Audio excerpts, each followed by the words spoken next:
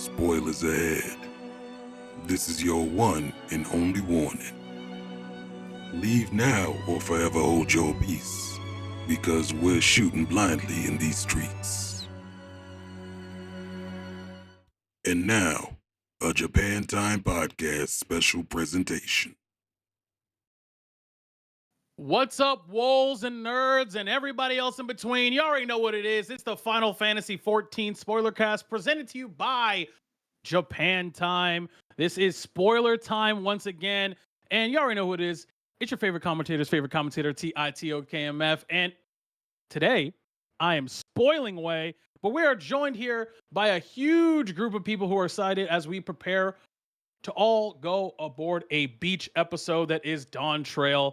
We got a full spoiler cast ready for you, but we got a lot of people here. We got the world's best shot caller. We got War Champion Way. What's good, bro? Hello, everybody. So happy to be here. So excited for Dawntrail. Yes, sir. We also got Britishing Way. We got my boy Virum. What's good, everybody? I'll tell you what's not good. Fucking Xenos. I'm so glad Oh he's my gone. I'm God. so glad that boy. I am so glad I never have to see that fuck ass loser ever again. He is done my forever. God. I am so happy my that we get God. to move to the sunny beaches, to the Virum is sunny no longer my locales. best friend. We'll talk about. We got a lot to talk Yeah, about. And I know you'll y'all just heard, boy. You already heard. You all heard the boy. It's Coasting Way. What's good, Coast? I'm having 14 withdrawals. I was up until 5 a.m. last night playing that as much as I could. And Shit. He's scratching his neck, bro. I got the shakes, bro. Put the shakes. I feel bad. Oh shit. We also got, as always, we got Birding Way. We got McDareth. Oh, so I was like, what are you gonna say for me? Okay, I guess. Yeah, I can't wait for almost an Endwalker Dawntrail. I parked my character where the Viper quest is. I'm gonna be up at 5 a.m. Is it Friday yet? Because I'm ready. And recently, and that's why we saved him for almost last, because recently finally caught up on all things Final Fantasy XIV MSQ. We got Flexing Way himself. Roger's base is here, bro. Thank you for the introduction. Actually, though, it's funny because I technically caught up to MSQ before Coast did. Yeah, I did this. I maybe was with because you should be Wisdom. called Skipping Way, because half the fucking Skipping time you're Way! skipping all the cutscenes. Oh, of course. Look, I skip the unvoiced cutscenes, and I Bro always says, will. I love the When story. I play Skip through, half of it. I am so looking forward to playing Dawntrail and being farther than all of you by skipping the unvoiced cutscenes. Can't wait. Oh my Really God. looking No, you're forward not, to because it. I'm gonna sweat. I will not gonna sweat. Yeah. I'm not you're gonna not sweat. gonna I will not be waking up early doing all my stuff on check-in. I'll be like, hey, if I want to play, I'll play, but I'm not waking up early. I'll probably make content. I don't know. But I am excited. And I actually really did love the post-Endwalker stuff with the Final Fantasy IV stuff. And are we just getting right into spoiler stuff? Well, we 'Cause I'm also, still sad Roger, Minfilia we died. also have to introduce Japan Times. I'm gonna be biased. Japan Times' favorite artist is here. Wisdom Eel is here. Yo, make sure to Yo, invest and die. Yes. Oh, Yes, that's what he called. Yeah, invest in that's die. true. Die stocks are up right now. My God, my company chest is going crazy right now. I'm ready, bro. I'm ready to make billions of gil. Holy shit. Well, we got a bunch of stuff to get into. And let's actually start right at the end before we go into general thoughts about, because this is the big thing about this is that this is the kind of the end of what they call the Hydaelyn arc. This is kind of the climax of the first real major arc of Final Fantasy XIV Online. Multiple expansions, multiple fucking thousands and thousands of hours of content. At the end of the day, let's talk about how we feel. Do we feel satisfied with the ending? Roger and Co, since you guys are most recent to finish, actually, let's go ahead and start with you guys. How did we feel about the ending overall of the Hydaelyn arc? I was just curious, like, why do you call it the Hydaelyn arc? Well, that's what he calls it, right? But what is that, like, for a story reason, or? It's just because like it's like the So main is this- like Hydaelyn is like the guiding force. I think he's Just fucking around teasing. and he just skips. right. We're skipping. I'm pretty sure cutscenes this is right a now. joke about him not knowing what's going on. Absolutely. In the game. Right, exactly. Okay. That's exactly what it was. No, overall, I mean, honestly, I really enjoyed it. I mean, we've talked about this on the show before, but I started A Realm Reborn. This would have been in 2020.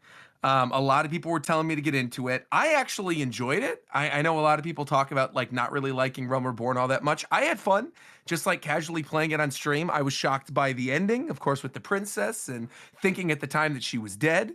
And then I got into Heavensward, which I still think, like now that I'm kind of removed from Endwalker for a little bit, I do think Heavensward is still the best part of the game, specifically post Heavensward. I thought was awesome. And then Stormblood, I was streaming all of it, just like I was with Heavensward and Realm Reborn.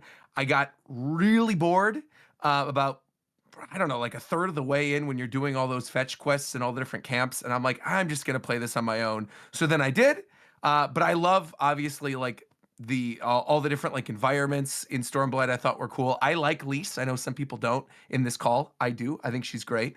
And then yeah, I don't know. I played through Endwalker recently. Coast and I both were playing through it as of last month to get caught up to Dawntrail.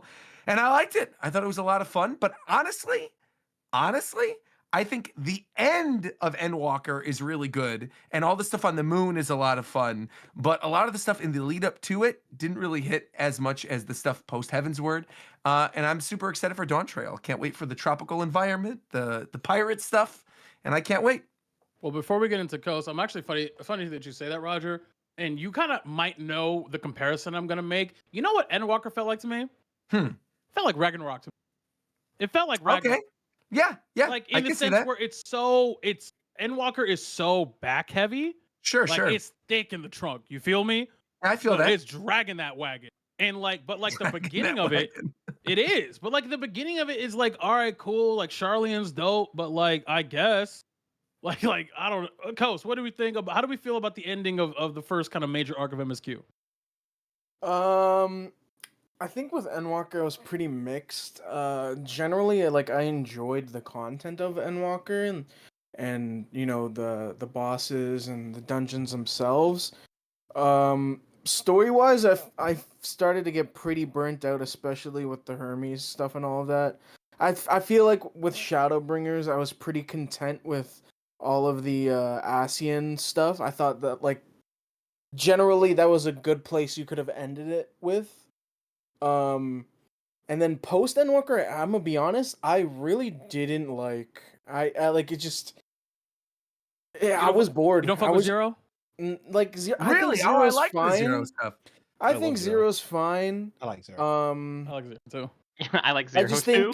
think replaying FF4 in 14 was just don't get me wrong, Barbaricia and Rubicante were extremely fucking cool and shit. Also, the music, dude. The fights during Yeah. Again, oh my god, the dude. content of the expansion itself is In a gym battle? is good, but just the story overall for Endwalker I felt kind of just wasn't for me. I I love feel that. Final Fantasy IV, so I'm super biased and enjoyed all that I stuff. I was feel- just I- I'm super burnt out on the Ascian stuff, so I'm glad we're getting Actually- away from it. See, So really, we are kind of in issue- the same boat then, Coast, as people that were newer to it that then were playing through it. I do feel exactly the same way in terms of Endwalker, that I feel like I was kind of burnt out by the end of it. I loved the stuff on the moon, but yeah, overall, I did think it was kind of middling compared to Heavensward. I think Heavensward is still if you just take Heavensward and post Heavensward and you call that its own game, that would be one of the best RPGs of all time. So that's how really I feel good. with Shadowbringers. That's exactly. I was gonna say. I Oh, think Shadowbringers! Oh, of course, I think Shadowbringers. Shadowbringers Yeah. is actually better than Heaven's Word. Yeah, so for me, with regards to Endwalker, I actually feel again very similar to how Coast felt, except with the post Endwalker stuff, I didn't even like the content. I've got no attachment to FF4 whatsoever, and so it was kind of story-wise, it was kind of like how I felt about some of the side story content. For Yeah. example, the Stormblood raids are a celebration of FF Tactics, for instance. But if you haven't played FF Tactics, that kind of stuff is just gonna go over your head. Yeah, that's Sure. why But it's side like stuff, that for so me it's too. fine. But for MSQ, it felt so sort of detached from everything else, and it kind of had to because it was obviously post Endwalker, which was the finality of everything.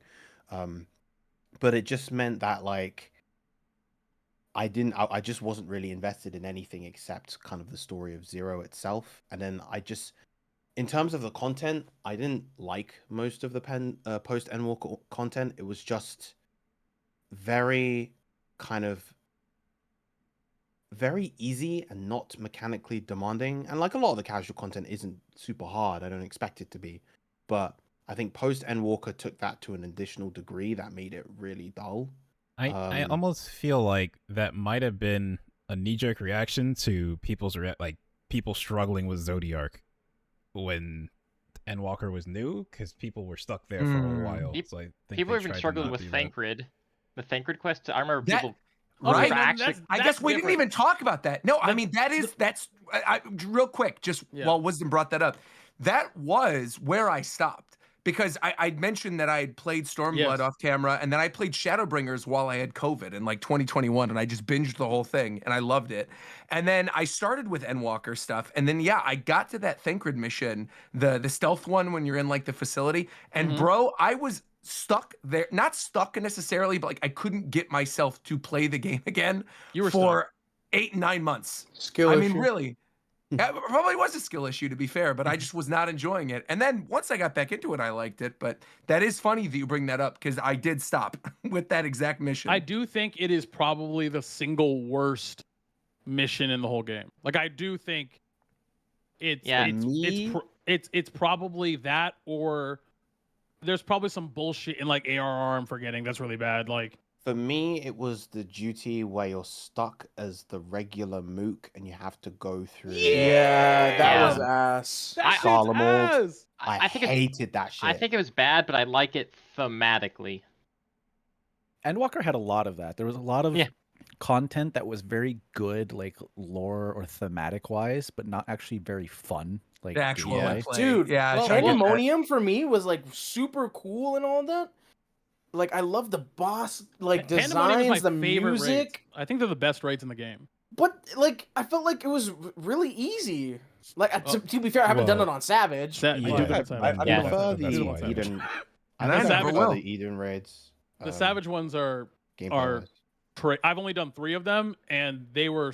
And granted, it was my first dive into Savage content, and I was doing them with World Champ, Goat Shot Caller.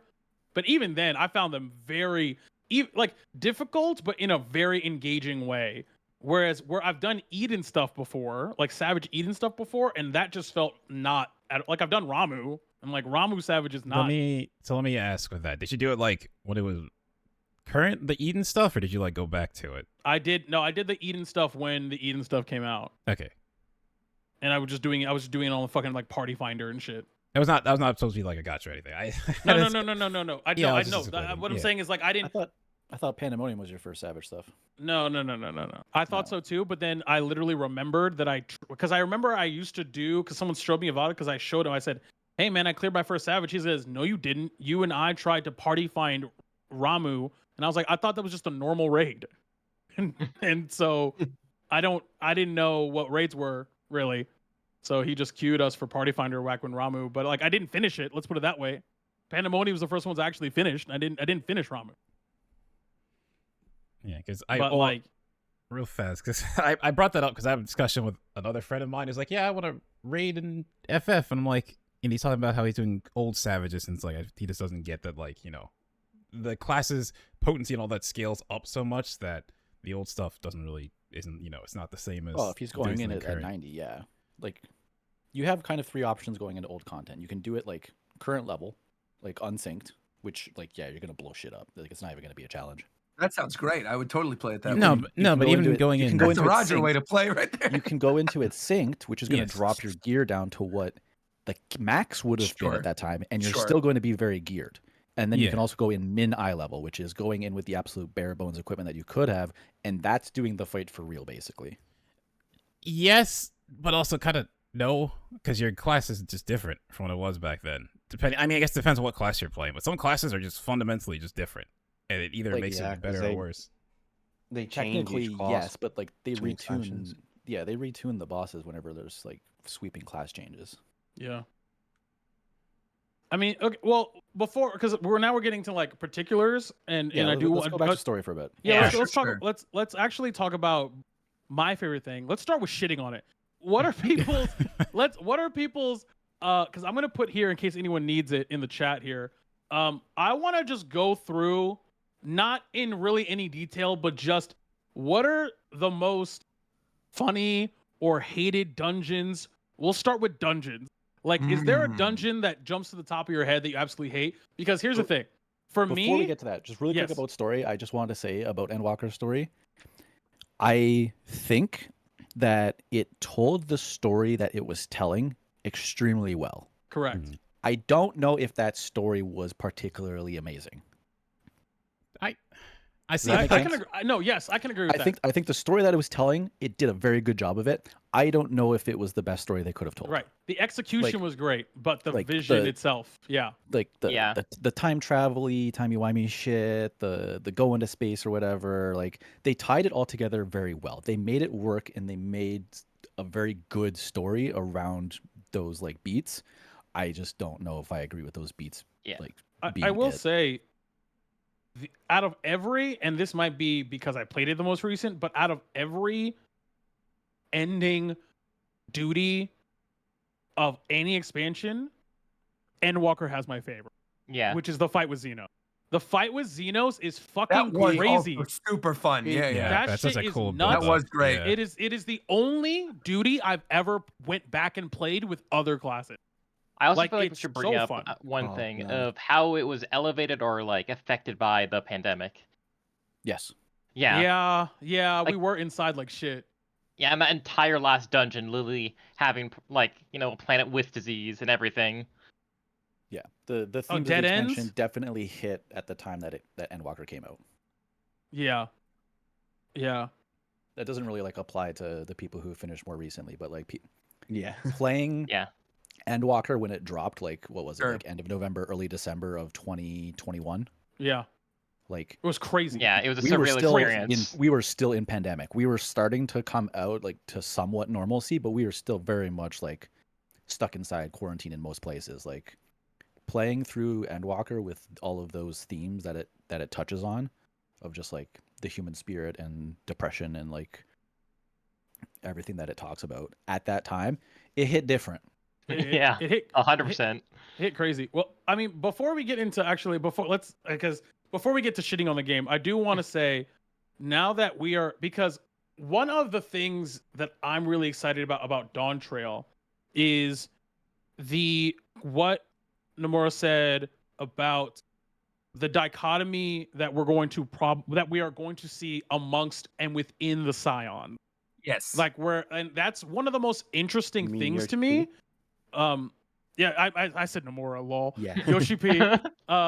So, but what Yoshi said was there will be different Scions choosing different sides.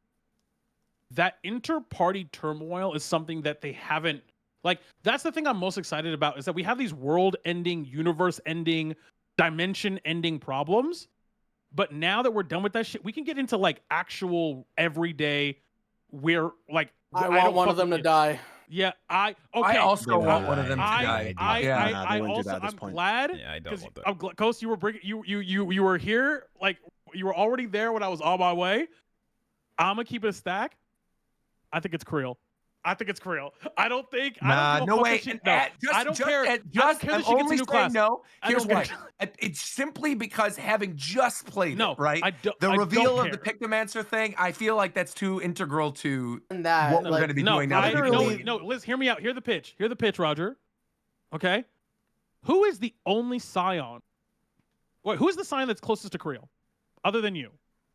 Graha. I don't know. I'm a cutscene. It is Graha, right? Who is the only Scion without a dedicated class? Yeah, it is Graha. It is also Graha. I think Creel dies, and then Graha becomes a Pictomancer? No, becomes a Picto. It's more of an argument for why Graha would die. Yeah. Really? He's the one that doesn't have one. And Graha's way too popular. If they killed Cryle, they would literally have to rework like a giant portion of the game's content. I think we're all what's going to happen. It's going to. Your still is going to fake her death again. They're adding her to the trust system, so she's going to be there to do dungeons with you. Now that she can. It doesn't matter. Like if a character dies, they still like appear in the content they were in up to that point. Like Isn't Harchifont in the you could pick Harchifont.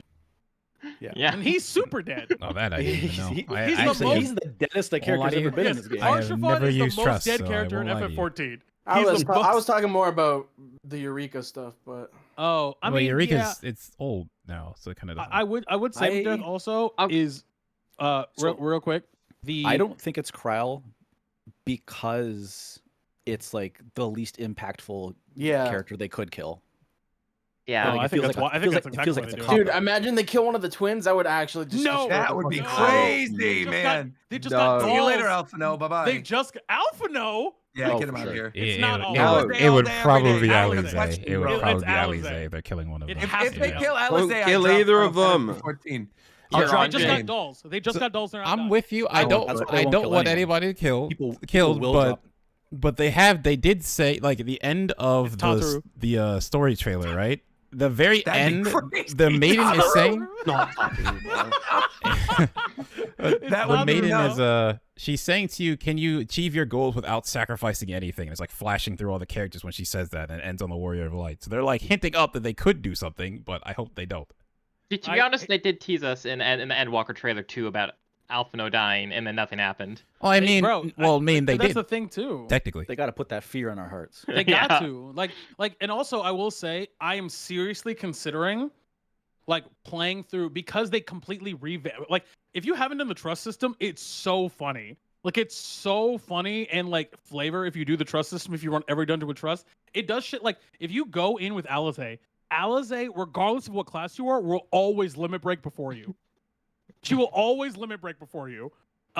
It's like shit like that. What's the dungeon where you fight that frog and it's like you have to play Fall Guys to get to the frog? Yeah, I know the one you're talking about. I don't. You know which one I'm talking about? Though. One of the Shadowbringers ones. Yeah, it's a Shadowbringers one. It's right before the Twin Tunnel raid. If you trust during that, Don Meg. Don Meg, thank you. If you do a trust during that, depending on who you like, every Scion has a different way to solve that puzzle. Literally everyone except for I think Y'shtola, who doesn't finish because she's very nervous. But like Thancred will like dash. Oh, it's Rain. I'm sorry, it's Rain. Thank you, Mike. It's Rain. Rain will literally just be so scared she won't finish. Everyone else will teleport across. Will fucking like Alice or Alphino will get like halfway through and then just start beaming. Like it's so funny. Like it's so funny. I suggest people do trust. No, I got other stuff to do. I'm good with redoing that content. No, you don't have to redo it. Just go into it with a trust. Nah, I'm good. All right. No, I love running through these dungeons with people. You get such varied experiences. Yeah. People play. Okay, hold on. I have to say this. This is actually pissing me off. It's still pissing me off. So, 2 nights ago, I was trying to grind the tomestones before they disappeared so I can get the Manderville weapons, right? I was trying to get the Manderville weapons before going into the Dawntrail expansion. Mm-hmm. And I went into, I forget what it was. It was either main scenario. No, it wasn't main scenario. It was one of the dungeon roulettes, right? Mm-hmm.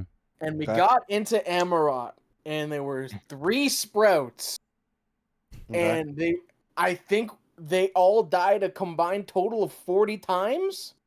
And I had to solo the final boss at half health. Nice.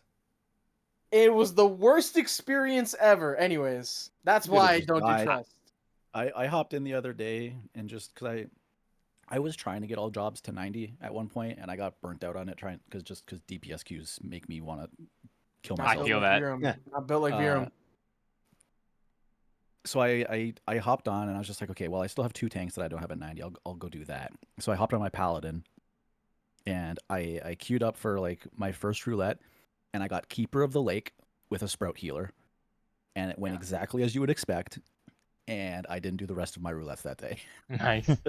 I will say, they do teach you how to play the game when you use trust because if you mess up once, you just instantly restart. Even if you have a healer, they will not res you. It doesn't teach you the game though. It teaches you mechanics, which is like the fair. easiest part to learn. Like, fair, yeah. I helped Roger with this. This was like a problem that he was having going through Endwalker was he got stuck on a duty because he just didn't have the damage. Yep. And it's because the game doesn't teach you how to do a fucking rotation. Yep.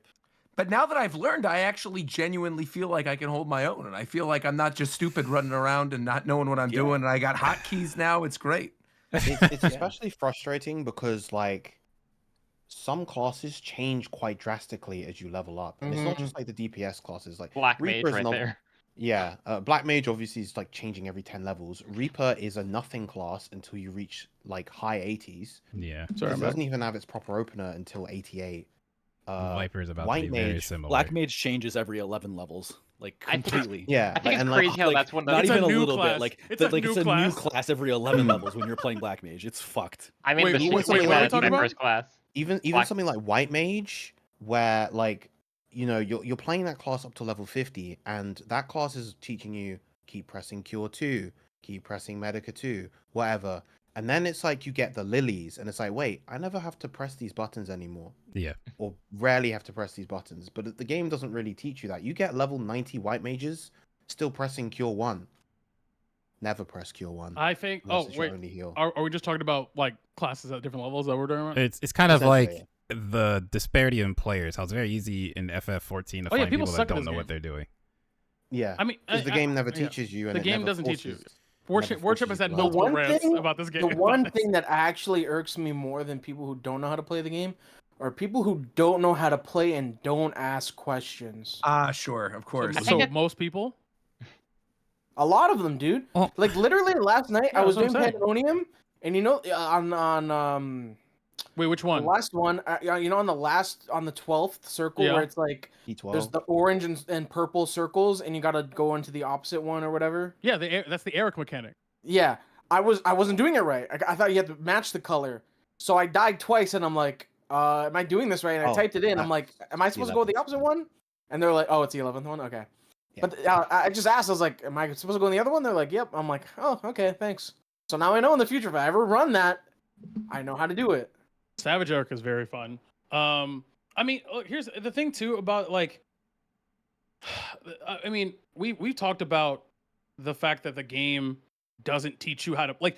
It is not a requirement to learn how to play the game to play the game. Like I don't know another Which is game that does that, by which design. is insane. By design. I know, but it's on purpose. Yeah, it's on purpose. Right, because if people just want to role play or whatever, or just like have fun walking through the environment, they can. Right. They don't Well, necessarily have to be good at it. It's not even entirely that. I think I've talked about it on the podcast before. I've definitely talked about it with a lot of friends before. But you can see literally the polar opposite design philosophy in World of Warcraft. Yeah. And it what happens when there is proper education of players or like an expectation by the developers that you know how to play the game. It then makes the community have that expectation of each other. Well, I think And so you can see this in World of Warcraft because World of Warcraft has a system for dungeons called Mythic Keystones, where it's basically like a ramping difficulty. Like you can go into a dungeon normally, and that's like a +0, and then you can do a +1, +2, and it goes up to like 20 or something. And every time it goes up, you're basically on a timer to clear the dungeon as fast as possible. And so in order to clear a 19 keystone, you need to go fast, which means you have to be able to play well. And when you're queuing up, you're queuing for that difficulty. So there's an expectation that you know how to play the game and can accomplish that. And if you drag people down, you fucked it up for everyone. FF14 is very much the opposite philosophy of just like, it's okay, Rocky, you can go when you feel like it. Yeah, because I was going to say, I think a big reason of that is like the fact that WoW has add-ons, so there's a DPS meter. Everyone can see the damage you're doing, and almost everyone has a DPS meter. I can so see you the can. damage on WoW this has game, too. I mean, add-ons, I have and they're it. official, and Yes. there's like an understanding from Blizzard that users People are going to use it. have add-ons. Yeah. Like you cannot do any endgame fight in that game Without 'em. without Yeah. without plugins, like without add-ons. It is a requirement. Like the mechanics are just so complicated, and there is so much going on, and there is so much less like telegraphing of abilities and skills that are happening like from the bosses or whatever. You need add-ons to do hard content in WoW. It is Yeah. impossible without them. And I mean, that's like I go also have a ahead. And DPS the meter, developers know that. but it's just like the idea in FF14 that it's illegal to use a DPS meter means most people are playing the game and don't know that they suck at it because you can't see the damage you're doing compared to everybody else in your Hey, party. now And it's against like the Yeah. policy to shame other players for it because it creates that effect. It as soon as you make something like a damage meter official, now it is okay for players to like bring that up in a social environment. And now you have a way that players are effectively enabled to shame other players.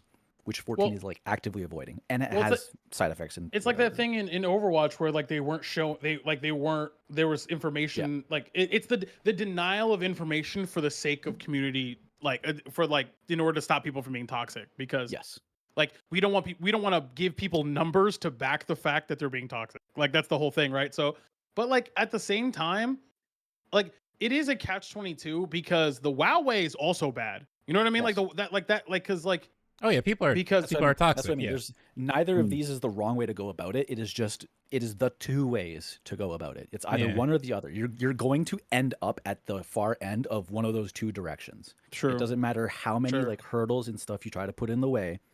Either players are going to like expect each other to be really fucking good at the game, or you're going to like prevent that in every way possible. Yeah. Well, but let's go ahead, because we've talked about story, we talked about a lot of stuff.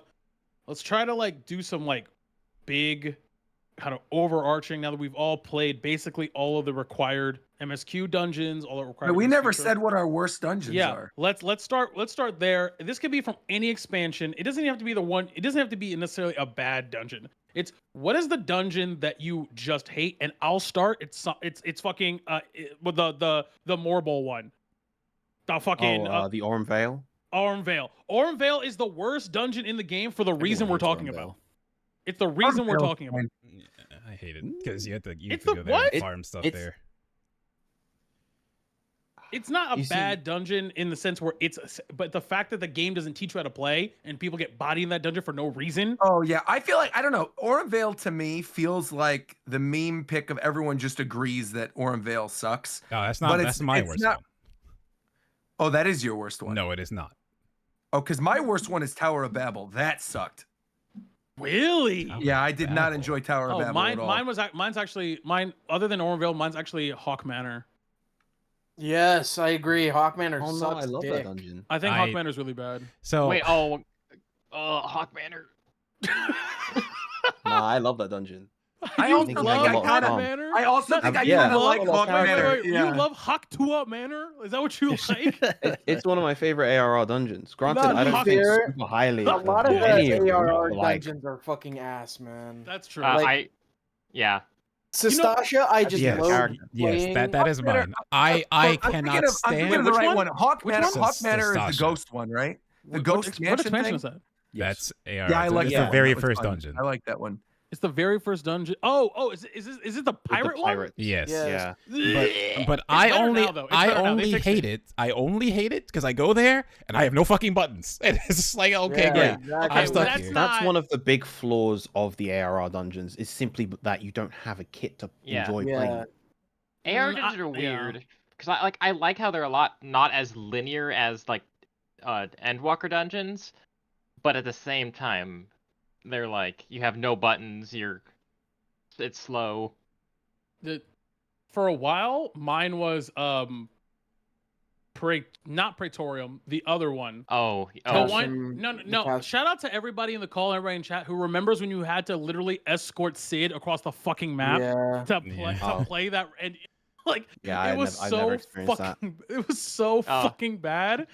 Like I remember those main scenario roulettes were dog shit. They were so long. You just open up a YouTube video and watch it. No, not even a YouTube video. They were averaged 50 minutes. I never experienced the older versions of the main scenario roulette. Yeah, me neither. And I'm very happy about that. Bro, while my friend Mike was playing, and he was playing it through the first time we were running main scenario, because all those parts of the map are actually still there. They didn't like change it. They just like changed like the layout of the map. After we finished moving miles, I said, all right, what we do over there, we used to go over there into this fucking oil field for no reason and have to click shit. And I had to pull 18,000 mobs. And then I had to come back here. And like, it was just so, and I had to wait for Sid to stop jerking off so he could come over here. And I had to climb the aggro crag just to press 2 buttons and then to come beat this Power Ranger bitch. It was so bad. And half the party wasn't doing anything. Yeah, and half the party was just over there with their. Yeah. Sometimes the party would, actually aggro the giants, and even at that point, they just would kill the entire party. Oh god. I'm gonna give a honorable mention. The Vault. The Vault. I was gonna say the Vault actually. Really? Wow. I'm really? right there. That surprises me. Fantastic. like the first time, Exactly. it sucks ass every other time. Yeah. I did not expect to be in complete agreement with Viram in this conversation, but I also like the vault and I also like Hawk Manor. So that's weird. I'm someone again. Like Aramvale, obviously, but like whenever I'm doing a roulette and either like the vault or Keeper of the Lake come up, I'm just like, ugh. You know what else? Fucking Temple of Karn. I hate that one. So I've power leveled most of my classes, right? So I did it by doing my daily roulettes, and I would grind through these dungeons. So I've played all of these dungeons a lot, for the exception of one, which I never bothered unlocking. But I think my least favorite overall is Hullbreaker Isle Hard. Yes. I fucking despise that dungeon. There is nothing, and I mean nothing, good about that dungeon. Its atmosphere sucks. Its music sucks. The fights are just fucking... The first boss is a load of ads that are spread around the arena, so they're annoying to fight. The second boss has mechanics that don't make fucking sense. And the third fucking sucks as well. There's nothing good about that dungeon. Yeah, what's funny is that he's right. He's actually right. But also, shout out to Stone Vigil, by the way. I was going to say, any dungeon with parentheses hard in it is dog shit. Dog shit. Stone Vigil hard is dog shit. You know why? Especially as a tank player, fuck those ice sprites. And if you play tank and you know exactly what the fuck I'm talking about, they do level 90 damage when I'm level fucking like whatever I am. I'm 50. Like, what are you doing? That dungeon is like, it's a fucking leap for the tanks and the healers, because like, you know, you go from, what was it? What's the one that comes before that? Before Stone Vigil? Cry? Yeah, Cutter's Cry, which is pretty comfy. Before Stone Vigil hard is is Tom Tara Deepcroft hard. No, this shit like, sucks. But then as a healer, tanks, you just really have to sit there and just heal them, because everything just hits so hard. For both regular Storm Vigil and Stone Vigil hard. For no reason. For no reason. Okay, and of course, it has the worst dungeon boss of all time, the fucking turtle, bro.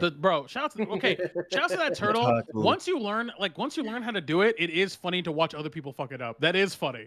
It is pretty, because you watch one black mage hitting fire, and then he's like, what's going on? Fire! And he's fucking sick. Favorite dungeons. Well, we'll start with Roger. Roger, favorite dungeon. I love the one I literally just did with Wisdom the other day, which is like the ice dungeon right before Dawntrail that you do with the polar bears and everything, and the great music. That thing slaps. I love that dungeon. Which one is that? Aetherfront is Optomammoth. Is it Aetherfront? Yeah. Aetherfront. Yeah. Aetherfront like is all the fire. And all the little bosses are kind of fun too. Yeah, that entire section was great.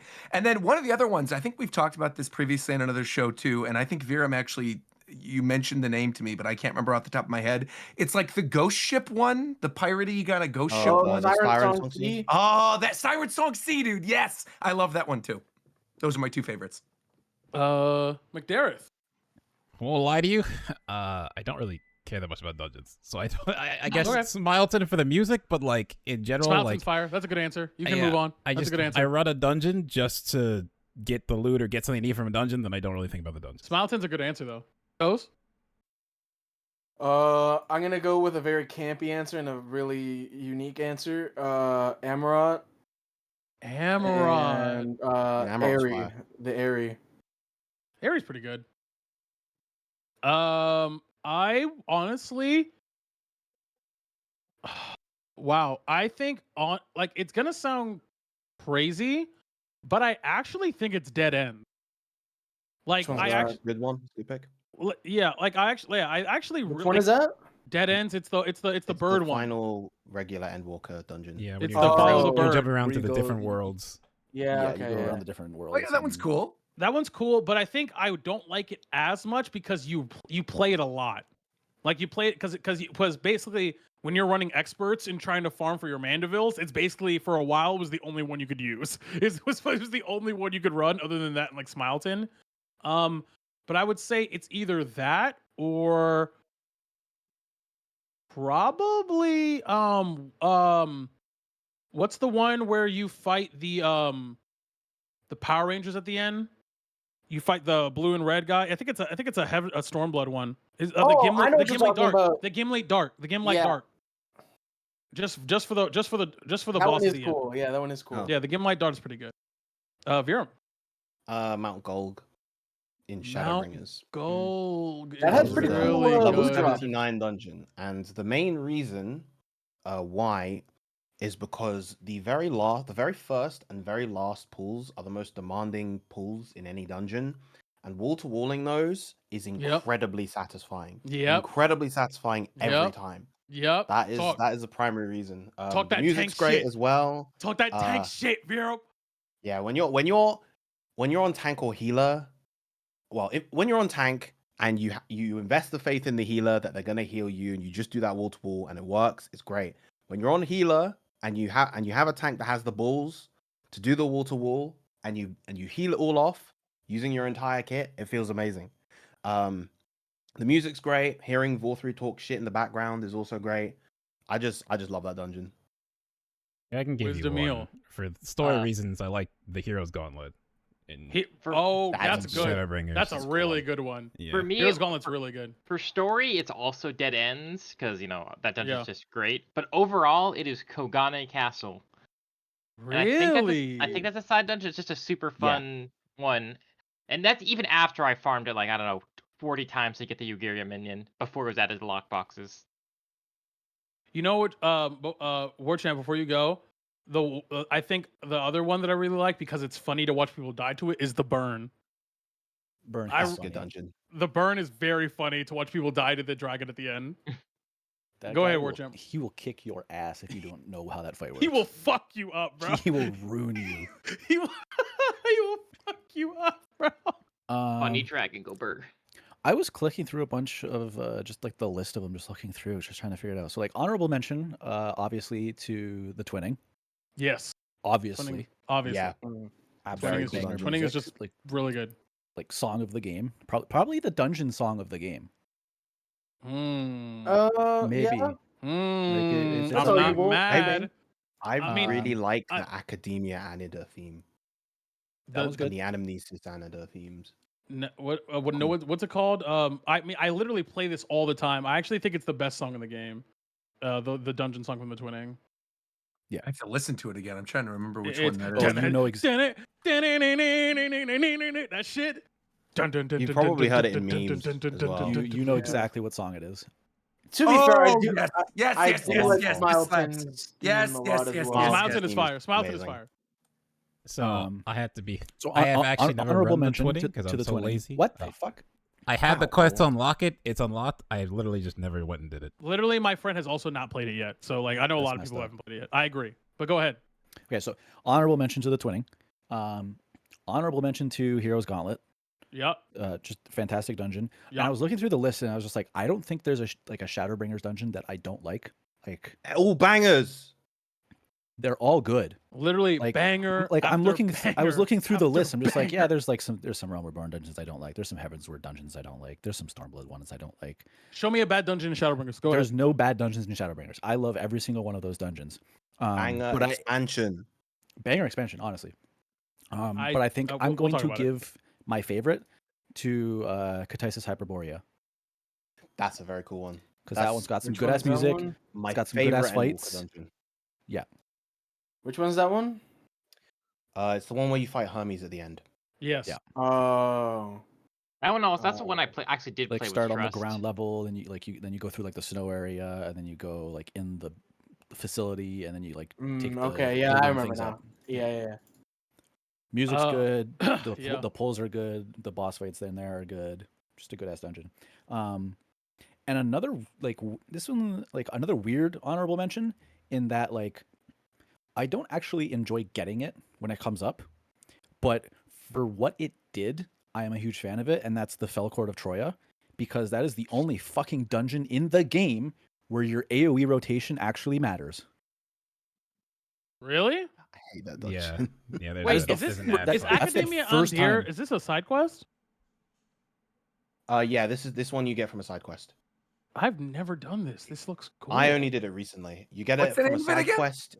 It's in the chat. Oh, thank you. Yeah, Okay, let you me get see it from a this. side quest in Amarot. Oh yeah, Okay. I don't think I've ever done this one. Is the either. loot cool from this? I don't think so. I think it's just the Okay. same as what you would get Sure. in like Okay, sure. All right. the Anyway. Amarot dungeon. Yeah. Okay. All right. But the music slaps. I'm sure. Yeah, I'll listen to it later. Let's go to trials. There's a lot fewer of them. There's two objective answers here. And let's start with the worst trials in the game. Oh boy. Does anybody feel really jump in here? passionate? Yeah, let me Yes. jump in here. It's fucking what? It's not called Savage. What, I can't remember what it was called, but Titan Extreme or whatever. Titan, like the very last Titan one. You're talking about Titan. You're not talking about Titan Hard, are you? It's like 4 Titans. Yeah. So hard. Back in a Realm Reborn Titan Heart. Yes. Okay. Yes. Because like I played Monk, him jumping all the fucking time back then and me losing Grease Lightning, I hated the fuck out of that fight. I was so pissed off. The funniest thing about Titan, the first time I played with Dan and a bunch of friends, and I didn't understand anything about the game, and we got into Titan, and he's like, "Yeah, man, you gotta stand in the orange." Yeah, it's a different color. That means it's safe. Your friends are funny. Your friends are very funny. Wait, can we all agree though? Like top 3, potentially top 1, Warrior of Light is definitely in there. See, that's Sacrifice is worst, 100% the worst, best. worst or best? Best. No, one No, of no, best. no, One top 3 best. I know what the best. The best is, and you wouldn't know, Roger, because you weren't there. The best is the highest roll you could possibly get on your trials roulette, and any roulette is it's the literally 20-second trial that you would get. Westwind. Yeah, it was Camp It's Westwind. gone. You can't pick that. It's gone. You can't.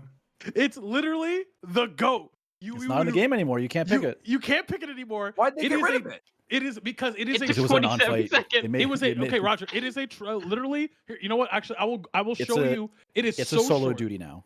Yeah. Got it. Okay. It used to be a trial. It used to be the first trial, I think. It used to be a trial. Okay. This is.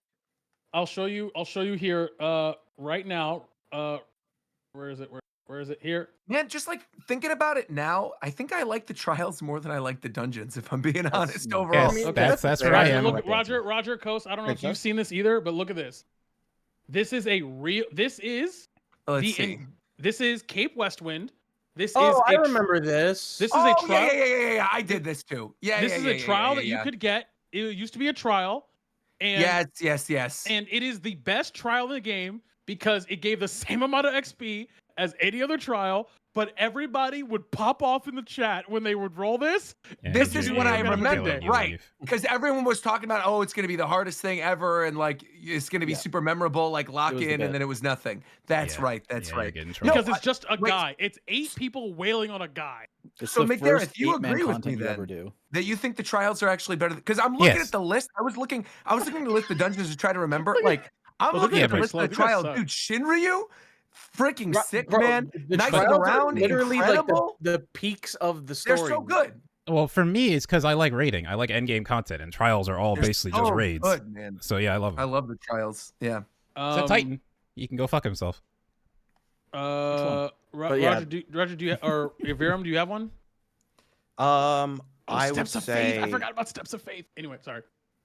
Yeah. So aside from Seat of Sacrifice, as mentioned before, I would That's the say best or the worst? Oh, okay. So sorry. Worst. We're still shitting on the Okay. game. We're still okay. In terms of worst, let me think. I know. I already know my answer. Bismarck. Oh, Yeah. Windows Blue. That Oh fight is yeah, so boring, I forgot about bro. Bismarck, Not yeah. the whale. Yeah, that is- I have to that's a agree. good one. I was finishing my Wondrous Tales, and that's one of the few fights you still can't solo with, just because how mechanics that force you to have another person. It also takes like 11 minutes unsynced. Shout out to the old Thorn March. It's a shame. Oh God, that was not. It's a shame because like all of the other Heaven's War trials are pretty damn good. Yeah. Oh, it is extreme. But- Yeah. Naval extreme. Yeah, I hate that. Yeah, no, just old busy. Anyone else? Because I feel like a lot of people just want to talk about their favorite. Cheap favorite shot. Oh, Cheap sorry, shot. sorry. I have one more that I want to interject with real Same quick. here. All of the ARR Gilgamesh fights, or like the Hildebrand quest trial. You talking about the ones where you have to like chase them on a bridge? Where you have to fight like You don't like battle on the big bridge? You don't That like one you don't like the sucks battle on the ass. big bridge, bro? I don't like getting transformed into a fucking chicken for no reason. I kind of find that funny.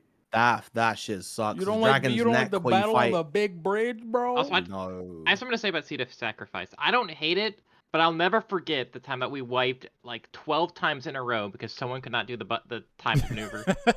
That's Oh my hilarious. God. You talking about when you're fighting Leviathan? On normal? No, Seed of Sacrifice, Warrior of Light. When Oh. those Seed of super Sacrifice strict- on normal. If anyone fucks up the mash your keyboard event, you start over. It's so funny. That's not even The- the only one that does that. That's The most really funny. the most fucked up thing about that too, and it, like they hide this about it, so it's not obvious, and so I can't really blame people.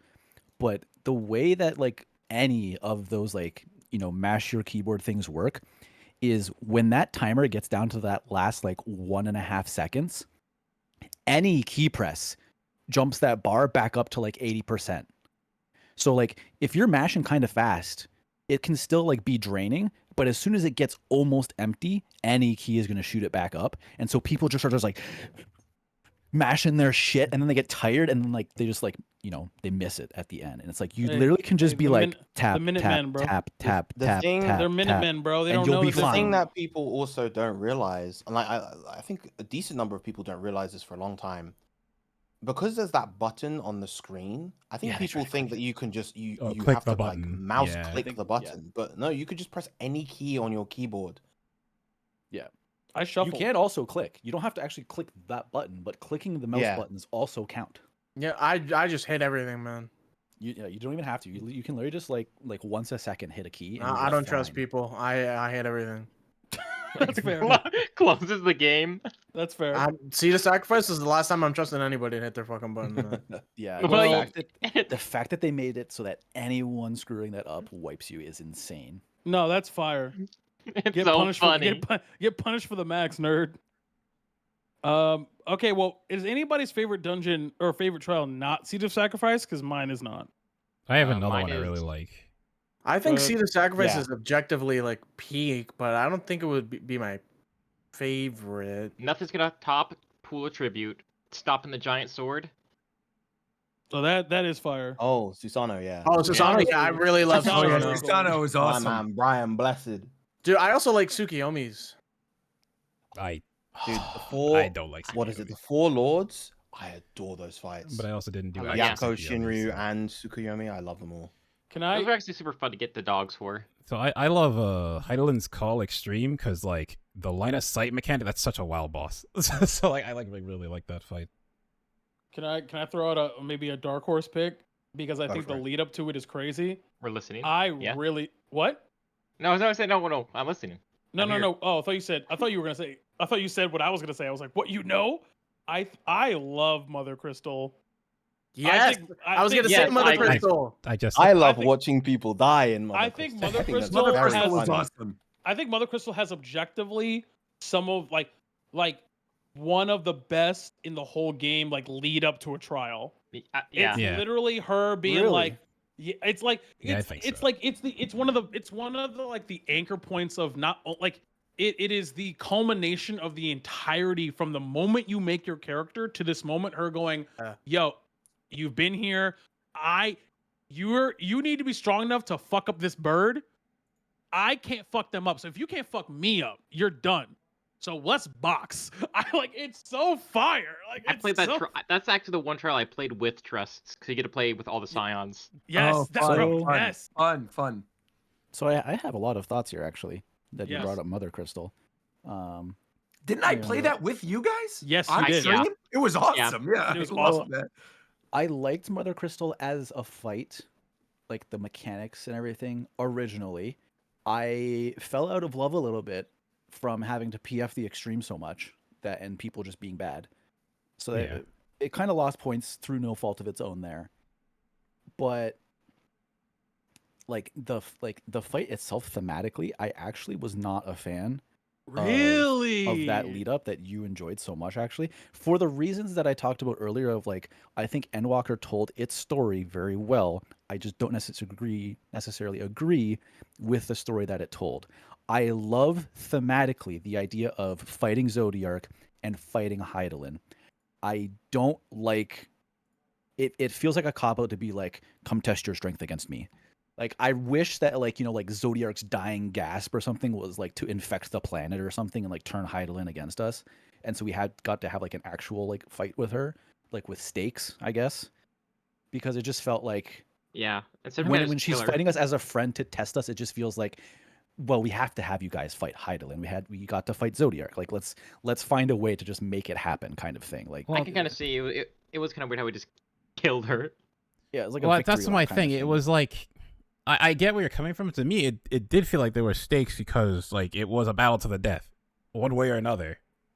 I mean, yeah, story-wise, yeah, obviously your team's not gonna lose, but that's the way it felt to me when doing it. It's like Hydaelyn is here to fully make sure you're ready, and if you're not, and she defeats you, then you just weren't ready, and then that's it.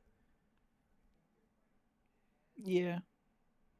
But for me, it's like because I didn't hate it. It's just like but I get what you mean though, because it can feel like a cop out, like we're doing this just because we need to do this, not because it feels like, you know, there was something that made this 100% necessary.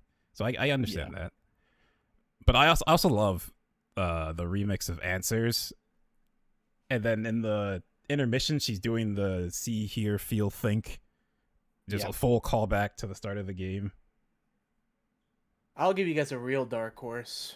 I don't know the name of it. The one in Shadowbringers where you fight Vothri. Yep. Oh, is that the Crown of the Immaculate? Crown of the Immaculate. Love that one. I love that one. Stupid, sexy Vothri. Stupid, fat, rotund, sexy Vothri. The globe that man has. This is the path to my ascension. I love that one. I honestly like. I think like Vothri in terms of like antagonist is really up there for me, to be honest. Dude, like, same thing as before with Dungeons too. Like, there is not a bad trial in Shadowbringers. Bro, okay, I'm gonna say it as we've said. I've tried to hold on. Shadowbringers is the best expansion, bro. It is. I'm sorry. Yeah. It has. I'm sorry. Literally, point to me one bad dungeon. Point one bad trial. Point one bad. Like, you know what? Honestly, I mean, the more you guys are talking about it, I obviously felt very strongly about Heavensward. Maybe because I have like nostalgia of looking back on it now, and that was like the first big one that I streamed and stuff. But I think you are right in that, like, in terms of one expansion, I do think Shadowbringers is actually the best, because I felt horrible that I didn't stream it because I was sick and I wanted to go through it. But I think the point that, like, the fact that I played that while I had COVID and still played like 12 hours a day. You played the shit out of it. And played it immediately. Yeah, I did love that. I feel like Shadowbringers is probably the best. It's like crack, dude. Like, it's like, very good. Oh my, like literally the last, I would say 77, like everything from 77 on is crazy. Like, it's fucking sick. Like, you're just sitting there. Oh. Do we like the weapons, like post Shadowbringers quests? Oh, we fight all the weapons. Yeah, I think those things are. I think those are some of the coolest fights in the game. They're not my favorite post. Which they also needed to be. Pulling from anything they take from FF7, they have to do right. Otherwise, it's gonna be an issue. Yeah. I mean, it's good. I'm not really gonna talk about raids. But I wanted to mention, unless people want to talk about raids, like, I didn't mention one of my favorites. One of my favorite trials. Oh, sorry. Go ahead. The Voidcast dies. Golbez fight. Oh yeah, Golbez.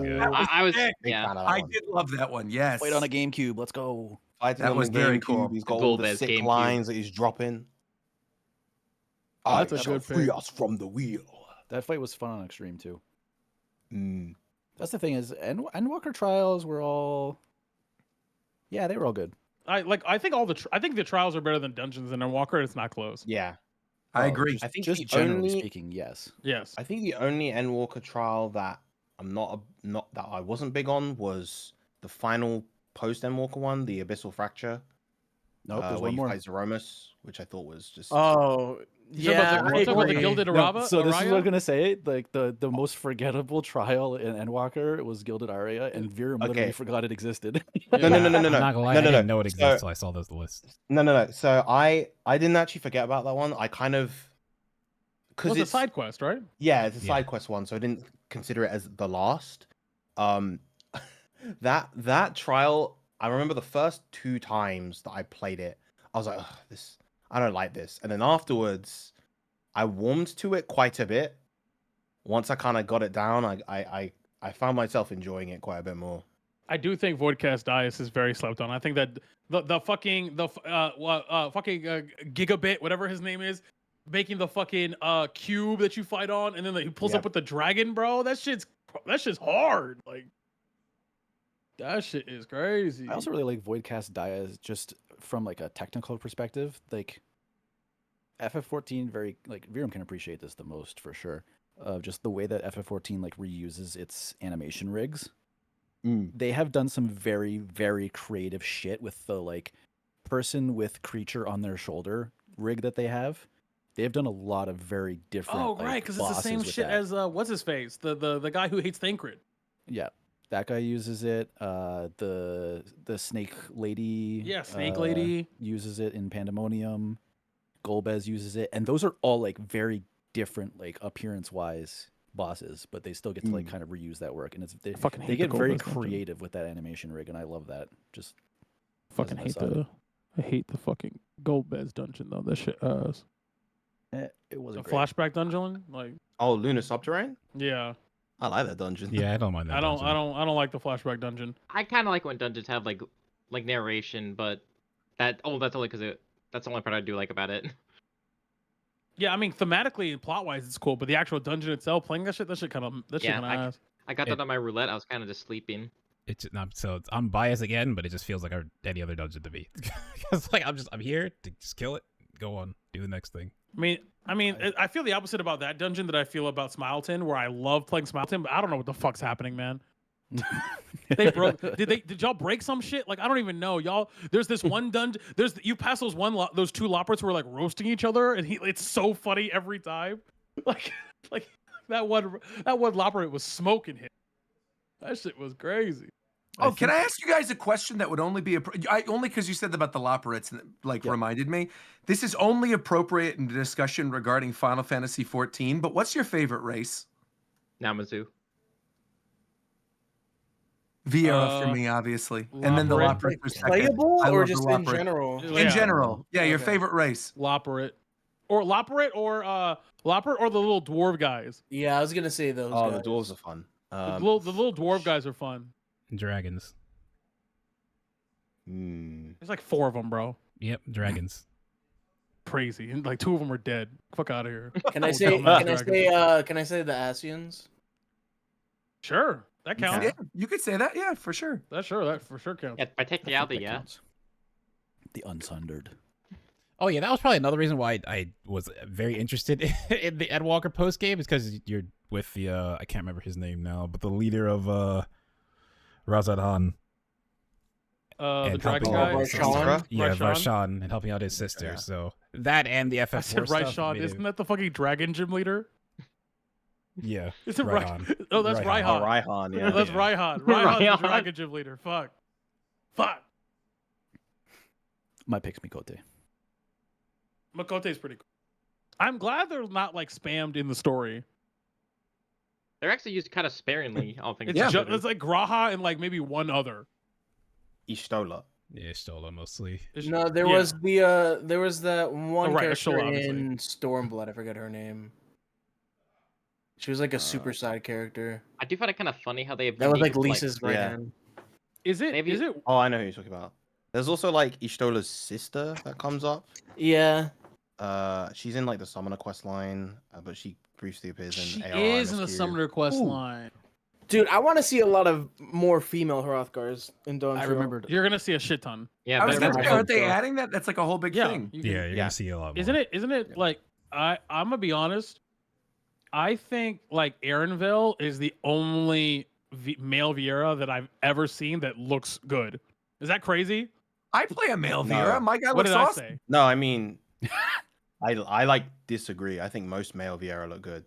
Yeah. Really? Yeah. Yeah. I think My it's dude's just his awesome. fit. What are you I think it's talking just about? his fit.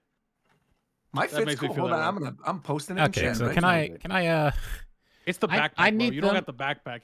He's the plug, bro. I need them to fix the. I mean, I'm pretty sure they're working on it and they're going to, and I'm pretty sure more stuff's going to do it. Why the hell do you have races in this game that can't wear hats or helmets? Like, what? Why can't we just address that? What you mean? Because it's practical, bro. You wouldn't be if you were an actual horned devil and you had big ass horns. You couldn't wear a hat. That's just the life you live. Okay, yet all the Aura can wear hats, right? All the Makode can wear hats, right? Well, aren't they adding a thing where Viera can wear hats now? They're going to add more hats you they're can working wear. on it. Not yet. It was. Yeah, and I understand It's a technical issue. It's yeah, it's a and I lot get of it. work It's for the them way to the add game support for made. it, and people. I'm gonna soapbox here for a second. People in the community get so fucking mad. They're just like, why can't the developers add support for the hats? The community can do it. They made mods for it. Okay, one, community members have infinite time. Two, community members have infinite time and can work on it whenever they want, and are also probably more passionate about the work, so they work faster. The developers have timelines, they have deadlines, they have shit that they have to do. When a person has 5 weeks to do shit and they need 4 of those weeks to make a new gear set, and it takes them 2 weeks to make a hat work for another character, they can't do it. And I understand that. That's like my whole thing. If you want them to skip is 2 patches worth of content so that they can add hats for everything, That'd they'll be do it. hilarious. They'll do it, but no one fucking wants that. okay. Yeah. You know what? And I I understand that they're in the game. The game had issues, and they had to address it. I get why it's like this. My point is, funny as if hell. you're gonna put them in the game, this should have been done when they went in to begin I'm with. just I'm just imagining 7.1 patch notes, new hats, and that's Okay. it. New hats for At that Viera. point, No gear, just hats. they have to 'Cause look that's- upon the extreme, though. Because that's the thing, is that when the developers are planning this stuff out, and they're like, they want to do something, the decision that they came to was they're just like, okay, we can add, like 2 new races in Shadowbringers, whichever one added Viera and Hrothgar originally. They're like, okay, we're going to add 2 new races, but we're only going to do male Hrothgar and female Viera because it's like it's so much fucking work to do both genders for 2 whole races. So instead of doing like 4 like new models, new gear for all of them, they did 2. And they're like, yeah, we're just going to do it this way because we would rather have only female Viera in the game than like not have them at all. That was, then like, not that was the then not idea. have then not have And Sage. Like And then the community is just like, but we want to be boy Viera, and that like wasn't the plan. Like the idea was we can give you just female Viera because we think that's better than nothing. And the community's just like, no, we want both. And they're like, okay, fuck, let's like work with let's figure out our fucking schedule and see how we can actually make this work. Okay, we're gonna do it without supporting hats. We want hats. Fuck you guys. Like, just enjoy what you're getting. Like, there's like they're trying to give us what they can, and then people are just like, no, if you guys are gonna put them in the game, you should do it the right way. We want both genders and hats for all of them and like full support. It's like, if they were planning that from the start, they just wouldn't do it. It wouldn't have been on the table at all. If like the scope of that work was, we're gonna add VR, we're gonna add 2 genders, we're gonna support hats for all of them and whatever. Like that's they cut hats out to make it easier on themselves, to make it possible for them to do it, because like they wanted to add another race to the game. Can you imagine the patch notes? The letter from the developer, Yoshi P sitting up there. So instead of Viper and Pictomancer, we've made it so that now your Fieras can wear hats.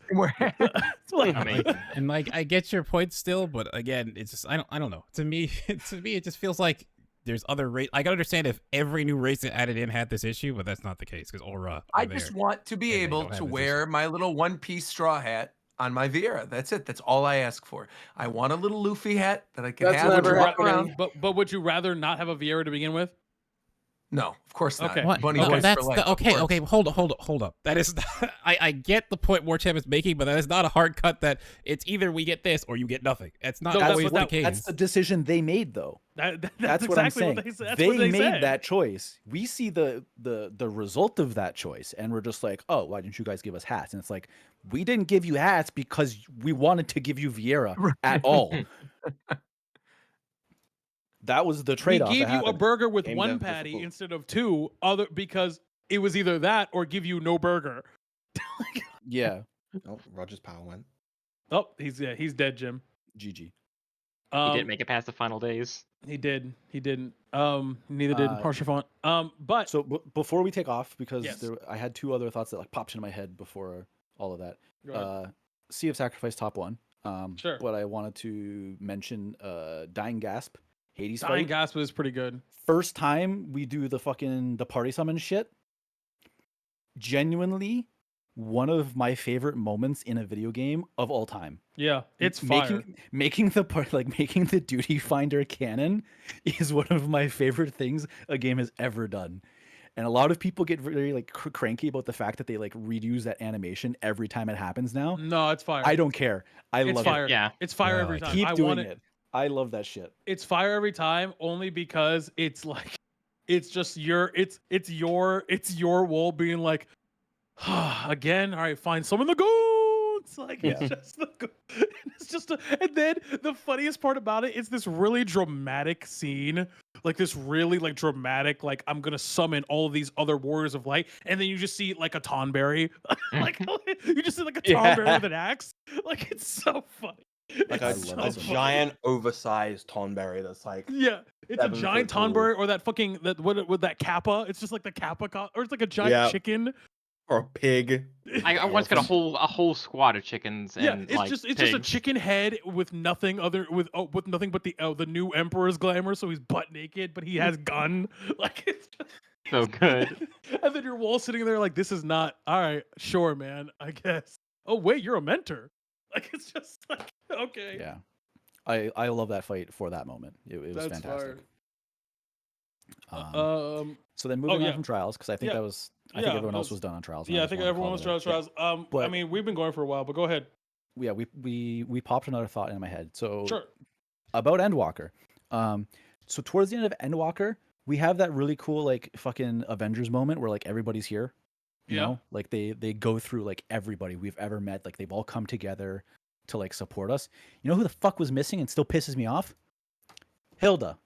Where the fuck was she? Where is she? She was a massive character back in that expansion. I totally forgot about that. So did the developers. They remembered in like the Stormblood Machinist quests, and that was it. There was a bunch of nobodies from Stormblood in there, and then Hilda from Heavensward is just missing. What happened? I'm not gonna lie to y'all. I did forget who the fuck that turtle was. I'm not gonna lie to you. It was funny though. Ian was there, still without a voice line since Stormblood. I'm not gonna lie though. I popped off that they showed that Gaia's canon. Wait, why did she be canon? Because she was just relegated to fucking Eden shit, and that was it. Yeah, it's like technically side content, so it doesn't often play into the main story. So now she's gonna show up in a little sombrero in Dawntrail. I'm gonna fucking go crazy. Yeah, you're gonna have to run the ultimate to see her story continue. No. Hop on Ultimate Coast. See, and that's a thing worth talking about, I think, too, of just like, you know, I like with Endwalker, I said I didn't really like the story that they told, but they told it very well. And it's like, because there's a lot of ass pulls in Endwalker, and Shadowbringers also had some ass pulls, but they were like good. Like, the whole like reflection of the source or whatever was done very well. There was a couple little like oogie things of just like, oh, how do we go back and forth between the source and whichever shard that is? I can't remember. It's not the 13th. That's the void one. The first. Yeah. I feel like that would have been a thing if it wasn't an MMO. I feel like they would have just locked you out. So I feel like they had to like explain away a couple weird things, and Endwalker had a lot of explaining away that had to happen basically. Like shout outs to Fandaniel just swapping your body with Xenos's on a whim. That was pretty funny. As a joke. Great. And it's like if you could do that at any time, like what's your fucking problem, bro? Yeah, there's just so many ass pulls in Endwalker that like thematically they played out very, very cool. Like they were very fun, they were very interesting, gave us some fun character development, gave us some interesting moments. It's just weird. It just didn't, I don't know. Yeah. Came together in a weird way that like I didn't mind. I enjoyed it, but like Shadowbringers did it so much better. And I'm excited to see what happens there because like we said, like Gaia is, you know, like canon, like they've pulled her into the main story in some capacity. Well, you kind of explained it right there. Ass pulls, Shadowbringers. They're gonna bring back Emmett Selk for a third time in Dawntrail. Oh, I mean, they're definitely gonna reference him because they're already hinting at the. He told us about the. What was it? The vault destination. Yeah, the vault hidden I- under the water in the Golden City, and we're gonna go to the Golden City. I feel like at most we'll just, for some reason, go see him in a live stream. I don't think he's gonna come back. I don't know, Out. man. Emmett Selk has a fucking death grip on this community, so People think he's a hot anime dude, even though he's like an old, tired man. I just personally like Xenos a lot more compared to Emmett. I do have absolute fucking dog shit. Oh my god. Yeah, I prefer Emmett Selk. Here's the I thing. Like, Here's the thing. I like the villain type. Real Like fast, Xenos has got into like you gotta respect Xenos. He's in like he's in the top echelon of hater in video game. Like he's like Frieza level hater. Like he's Exactly. like he's thing is he doesn't even Omni-Man hate level hater. Like anything. it's No, crazy. that's the He thing. just wants He's to not fight a you. That's hater. it. He's not a hater. He just wants to fight you and will kill everything No, no, around no, no, himself no, to no, fight no, you. He's a groupie, bro. No, the thing is he hates the fact that he can't, like he's obsessed with you. That's his whole thing. He's obsessed. He Yes. wants to run the set. Have you ever met somebody who's willing to run it down mid more than Xenos manga is? He's fucking crazy. Yeah, but it's not like hate though. It's literally he knows he needs to do this to force you to fight him seriously. So he just goes and commits atrocities. Like he's just like he hates losing to you. He's trying to run it, bro. He is a feral Sephiroth. Oh yeah, in a way. No, because I like Sephiroth and I hate Xenos. That's I don't know. crazy. They both use samurai swords. They both have long hair. They both like they're both obsessed with the MC. I'm like okay with Stormblood Xenos, kind of, but like Endwalker Xenos just exists to be annoying. He literally dooms his whole country, so you'll take him serious. Like it's like so silly. Yeah. Okay, I can make level. fun of him for being one of the villains to not have a single trial and only solo instances in the history of the game. What do you mean? Shinryu. I'm never going against the third Xenos fight. I mean, it is though. I mean, technically, yeah. Yeah, but Xenos has one of the best duties in the whole game, so and it's not close. He has a duty that is better than like half of the trials. I mean, that's facts. That's actually like he just does. Like he just does that. If you told me that, like the only reason why it's not a trial because it's a 1v1. He's the only character in this game that is a dungeon boss, a duty boss, and a trial boss. Is Xenos, because they love putting him in stuff. I agree. I'm kind of glad to not see Xenos. I feel like he's gonna get referenced in some way, of course, but like, yeah. I think Emmett is more likely to appear than Xenos. Oh no, I don't mind Emmett. I like that archetype of like, it's not really Joker, but Emmett is leaning that way. He's just sane. But that person that, okay, not fully, but you get that person that like will be friendly with you, but is still a villain and wants to get is trying to push his way through. But like there's a common ground there. I like the villain you can understand instead of Xenos, who's just a genocidal maniac for the sake of fighting you. But you do understand. Emmett Selk, yes, not Xenos. No, but you you literally just said that you understand Xenos. Like you understand, that's the whole thing. You just don't like it, but you understand it. No, but I'm saying his point. There's no rationality behind what Xenos is doing. He just wants to fight. But that's how crazy people work, though. Okay, but like that's what I mean. In terms of a villain, I don't always like that style of villain when it's like, because Xenos is probably more towards No, I'm not Joker, talking about you liking it. That's fine. You can not like it, but you do understand it. He's one of the few like true villains in the game. Like he's he's actually one of the FF very few people who are actually evil. Yeah, but I wish he had very, very big on like its gray villains. Yeah, most of them there's like are. a reasoning between. But Xenos is evil. Something. The majority of the Asians are like they're trying to do what's right or what they believe is the correct thing to do. Like it's at the cost of like the world or whatever. But like most of them end up getting backstory like that, explain what's going on. What was her name in Stormblood? What's her face? Zeph just called Emmett Selk Super Adolf Hitler. For Dola? No, well, she started off pretty evil and got like a really cool backstory. No, the other girl that the big beefy guy that I also can't remember the name of ends up like running away with. That Oh, I know. Yugiri? No, not Yugiri. Yeah, What's her name? no, I have her. Yugiri's I a have her good person. minion. Yotsu? It's Tsukiyomi's Pain, I think. But what's her name? Oh, Yotsu. Yeah, Yotsu. I knew it was her. started the way. She starts off just evil as shit, and they're like, actually, here's her backstory. It's actually very tragic and awful. She's actually like a gray villain. Zenos going crazy on Evan. Zenos never gets that. Zenos is just evil to the core, the whole time through and through. He just wants to fight shit and kill shit. That's it. Yeah. He's evil, and then he gets depressed, and the entirety of Endwalker is just moping about that no one will fight him.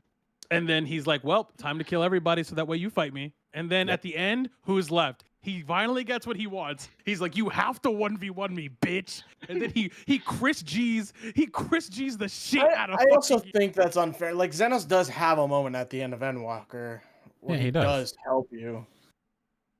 But he only did it because he wants to fight you. And if we lose there, then we can't fight. It's still selfish in the end. He's just like, he's not trying to save anyone. To the point where when you finally have succeeded, and he's like, finally, it's my time. It just walks up and starts fighting you. You didn't talk to that. Yeah, that's raw. Yeah, that's raw. That's fire. That's fire. I'm like, I'll give Zenos like that Endwalker bit with Zenos. I think is really cool, but Zenos' whole motivation leading up to that point, I did not like. Yeah. Okay, compare Zenos to like that's something 14 does well. Like it redeems Zenos in a way. Yeah, the sheer fortitude of hate in this guy, where he's like, saying. I will literally save everything in order so I can just 1v1 you. To Emet being, I'm just gonna kill everyone in order for my planet to live. Bro, he's the most. Zenos is the most petty nigga of all time. He destroys a whole country and impoverishes them and makes them fucking basically all POWs. Just so that way you remember he exists. And he's like, but it's not a whole country. It's not a whole country. It's his country. That's like the point. He's killing his own people. It doesn't care. Yes, like, because he's fucking evil. He's a piece of shit. They're not his people. He don't care about anyone. He doesn't care about anybody but you. And he's like, I don't give a fuck about nothing. Also, yeah, to be honest though, he didn't even care when his country was being led by the leaders. He's like, I don't care about this. He's like, I'm out of here. Then the backup leaders are the ones that kind of.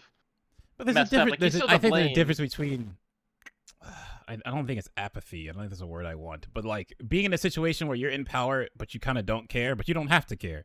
To I just killed my father, so now I'm the leader. But fuck all you guys. I want to fight this guy over here. It's like... I mean, there was a backup leader in Endwalker, but then he killed himself. He's literally upset. Like he's literally obsessive. Like he's literally obsessive and insane. Like he's in. There is a rationale within the fact that he has everything that he does is to achieve his goal of running the set with you. Everything. Like it's just like he pops up at the end and he gets what he wants. Yeah, like he goes through every stage of like not mania, grief, but like mania, exactly. Like he doubts himself. He's like he gets Fandaniel to do that shit for him, and then he fucking helps you in order to get what he wants, and then he still loses in the end. Like, I don't know. I think as a villain, he's a pretty good villain. It's not. At least in my eyes, you don't always have to explain every motivation discreetly to like a player or anything like that. Because to me, it seemed like it seems pretty straightforward. To be honest, yeah, to me, it seemed like I know what he it's just wanted, like the point. I mean, I get what he wants, but it's the thing that he wants is the reason. The thing that he wants is driving him to do all this stuff. To me, just seems stupid. If he had some other goal, like MXL has a goal, then I would care more. Because he's crazy. Because he's crazy. Yes, I understand that, but I could still say I don't like the way it's character treated. I can still say that. I just crazy people. No, I hate how that's little not what I'm saying. influence. I hate how little influence he has throughout Endwalker on anything. He just exists to be this nuisance without any real bearing on the plot or the events that are happening until the very end. That's what I didn't like about Endwalker. Yeah, that's a fair criticism. I'll say that if he's gonna be there, at least have him more integral to the plot. But I also there were some parts of Endwalker that I did enjoy, of like the cutaway to being like, he's still here and he's watching you the whole time. Like I was like, what the fuck? That's everything that you guys are kind of ragging on are like what defines him as a character and makes him what he is.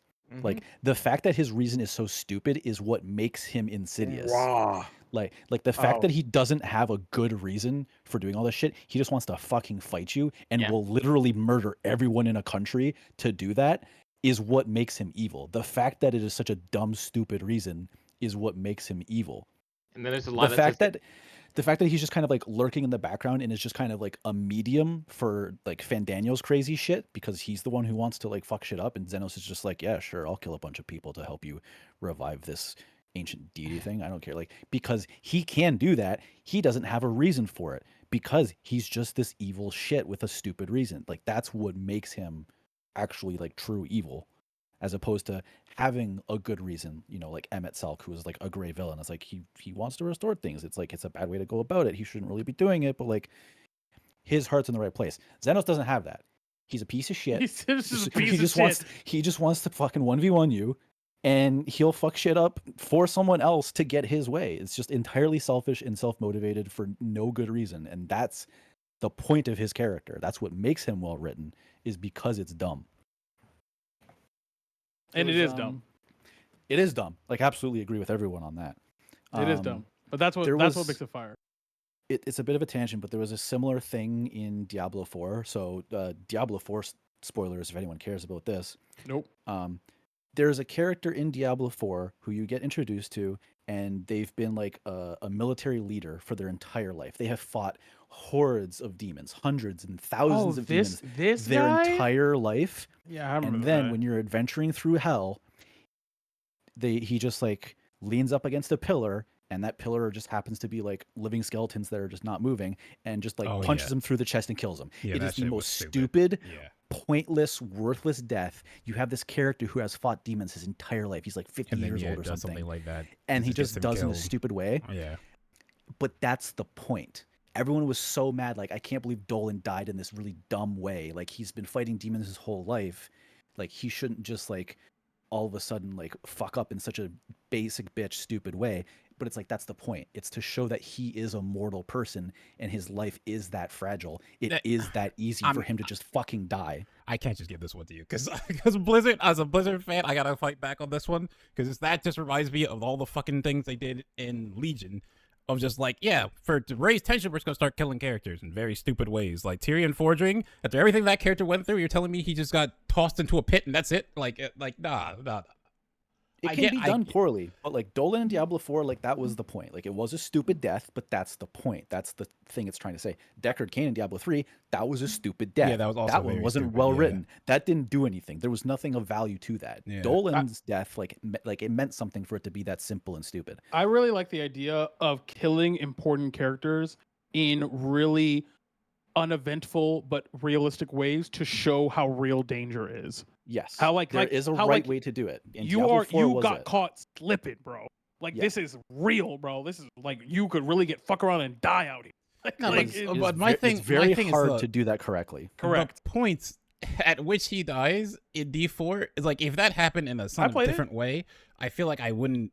I get what you're saying, and I'm kind of detached from the story in D4, so I'm not as passionate about this. But it's not great. It's kind of sucks. But like the point at which that happens just feels stupid for what's going on. If they did it probably at a different point, it probably wouldn't feel that way. But like the moment that happens, it's just like, okay, why? It just comes off as, oh well, we need to do something, so here we go. All right, before we get too deep into we should Blizzard related things, should we talk about raids? I mean, unless anybody really wants I don't have experience really with raids. I really want to say that the Endwalker raids are my favorite raids. I just really like them, and I think the plot's really good. Scream is like in my top 10 songs for the series for top 3 for me. Yeah. Scream is top 3 for me easily. I will say, like, although I haven't done any of like the Savage tier raids or anything like that, the Omega tier raids and the Pandemonium ones, just design visually, great. I think we're peak. You should definitely do them. Like Endwalker raids are a very. I'm probably not gonna. I'm probably just gonna stick to Dawntrail's content when it comes out, and that'll be the first time I do that type of content with other people. I meant just the normal raids. Just unlock the normal raids. I've done all of those normal raids. Okay. I'm just saying I haven't done any on Savage. Oh yeah. Okay. Yeah. Eden was great. Pandemonium was great. Dungeons, Shadowbringers, all bangers. Trials, Shadowbringers, all bangers. Raids, Shadowbringers, also all bangers. But Endwalker raids, also all bangers. Yeah, all of them are good. Stormblood was fine. Heaven's Word was not great. I think they were still kind of finding their footing back then. Wasn't there like a fight that was like I so still stupidly stand by hard? the when it comes to the alliance raids, the 24-man alliance raids, the Stormblood ones, are still my Shadowbringers, favorite bangers. ones. I love Nier. The Shadowbringers ones are great as well. Oh, I hate it. I love Nier. Nier Automata crossover, fantastic. And like the one thing I wanted to touch on 24 raids because I felt like we would probably just skim over them, the fucking Weight of the World mashed up with the Final Fantasy leitmotif, fucking crazy. Beautiful. Crazy. That's work crazy. of fucking art. That's crazy. When that first came on in that first raid in the final boss fight, I nearly jumped out of my goddamn seat. What do you guys think the collab raid is going to be for Dawntrail? It's FF11. No, that's not what I meant. Like, what will be the equivalent of the Nier raids? Yeah, it's FF11. The Alliance raid is Final Fantasy 11. Oh, do you mean like just a crossover in general? Yes. Yes, it's Final Fantasy 11. Like that's not a crossover. I think like a different IP from Final Fantasy. That's not a crossover. Do we know we're getting? Yes. I don't think we do. Yeah. No, because the Alliance raid is Final Fantasy 11. That's what I'm trying to say. And we're I'm not telling talking you about the Alliance raid. He's talking about any crossover content. I'm talking about the crossover in Dawntrail. But okay, like, what because will I be was the confused equivalent because you compared it to Nier. No, I'm saying what is the equivalent of the Nier raid in Dawntrail? Like, will we get there like? Is none. He's just asking you what IP. He's not asking if we're getting another crossover 24-man. He's asking if we get crossover content in the game, like a dungeon or a trial. Using the Nier raid as an example. Can we get another Dragon Quest one? A rat. Let's get a Wilds crossover again. Monster Hunter? Yeah, let's get Monster Hunter again. I would love a Monster Hunter one. Did you mean like you meant like Rathalos, right, Coast? No, like because I know there's like the Dragon Quest Fate. Yeah, it's Dragon Quest. Oh like yeah. Fates. But I want. Oh yeah, Dragon I just Quest did those. I have Brickman. I honestly I want more. I would like another Dragon Quest thing because like. Because imagine actually a Dragon Quest raid, dude. Like you fight a bunch of monsters leading up to like big bosses from like different like series and shit. That'd be cool. What if we got an Elden Ring one? That would be insane. That'd be very funny. What if we got an Elden Ring trial? That would actually be fire. Because then you can get like Radahn's armor and all of that. That would okay. Wait. Can we get the Erdtree Ultimate? Erdtree Ultimate. Well, what would Elden Ring get? Would Elden Ring get like Bahamut? No, Elden Ring would get like fucking Ishtola's coat. No, as a fight. What would Elden Ring get as a fight? Honestly, I think it would be something like Bahamut. No, like Bahamut or probably, Xenos. No, I think they do like Xenos. That'd be so funny, Xenos. And I think they would do like Zodiark or something. Zodiark or like I can also see Xenos. Xenos actually probably. But Samurai Xenos, not Reaper Xenos. Well, no, actually, maybe they could do Reaper Xenos. That'd be cool. Okay, what we actually need is a raid collaboration with Fall Guys. Not like the mini game that we got, but like with a whole raid, a giant Fall Guys. Yeah, that's funny. We could get one with Granblue. That'd be really funny. Okay, hear me out. The whole raid is you playing Fall Guys, and you're climbing up Fall Mountain. And at the end, it's whoever. There's no respawn. Like there's no respawn, and whoever's at the end, you gotta also beat the boss. Imagine Fall Guys Extreme with 14 snapshotting. I would want to lose Fall it. Guys Extreme is fuck. All right, but take this in. Fall Guys Savage, bro. What's coming out in October? Fall Mountain Savage. Yeah, bro. Have you played Fall Mountain 2? I played Fall Mountain. I can't get. I'm on Savage Fall Mountain 2, bro. Dude, we're just gonna get like, fuck. What is it? What'd you say, Ghost? I said, what's coming out in October? What do you mean? I forgot. What game's coming out in October? I forgot. There's one big one. Is there?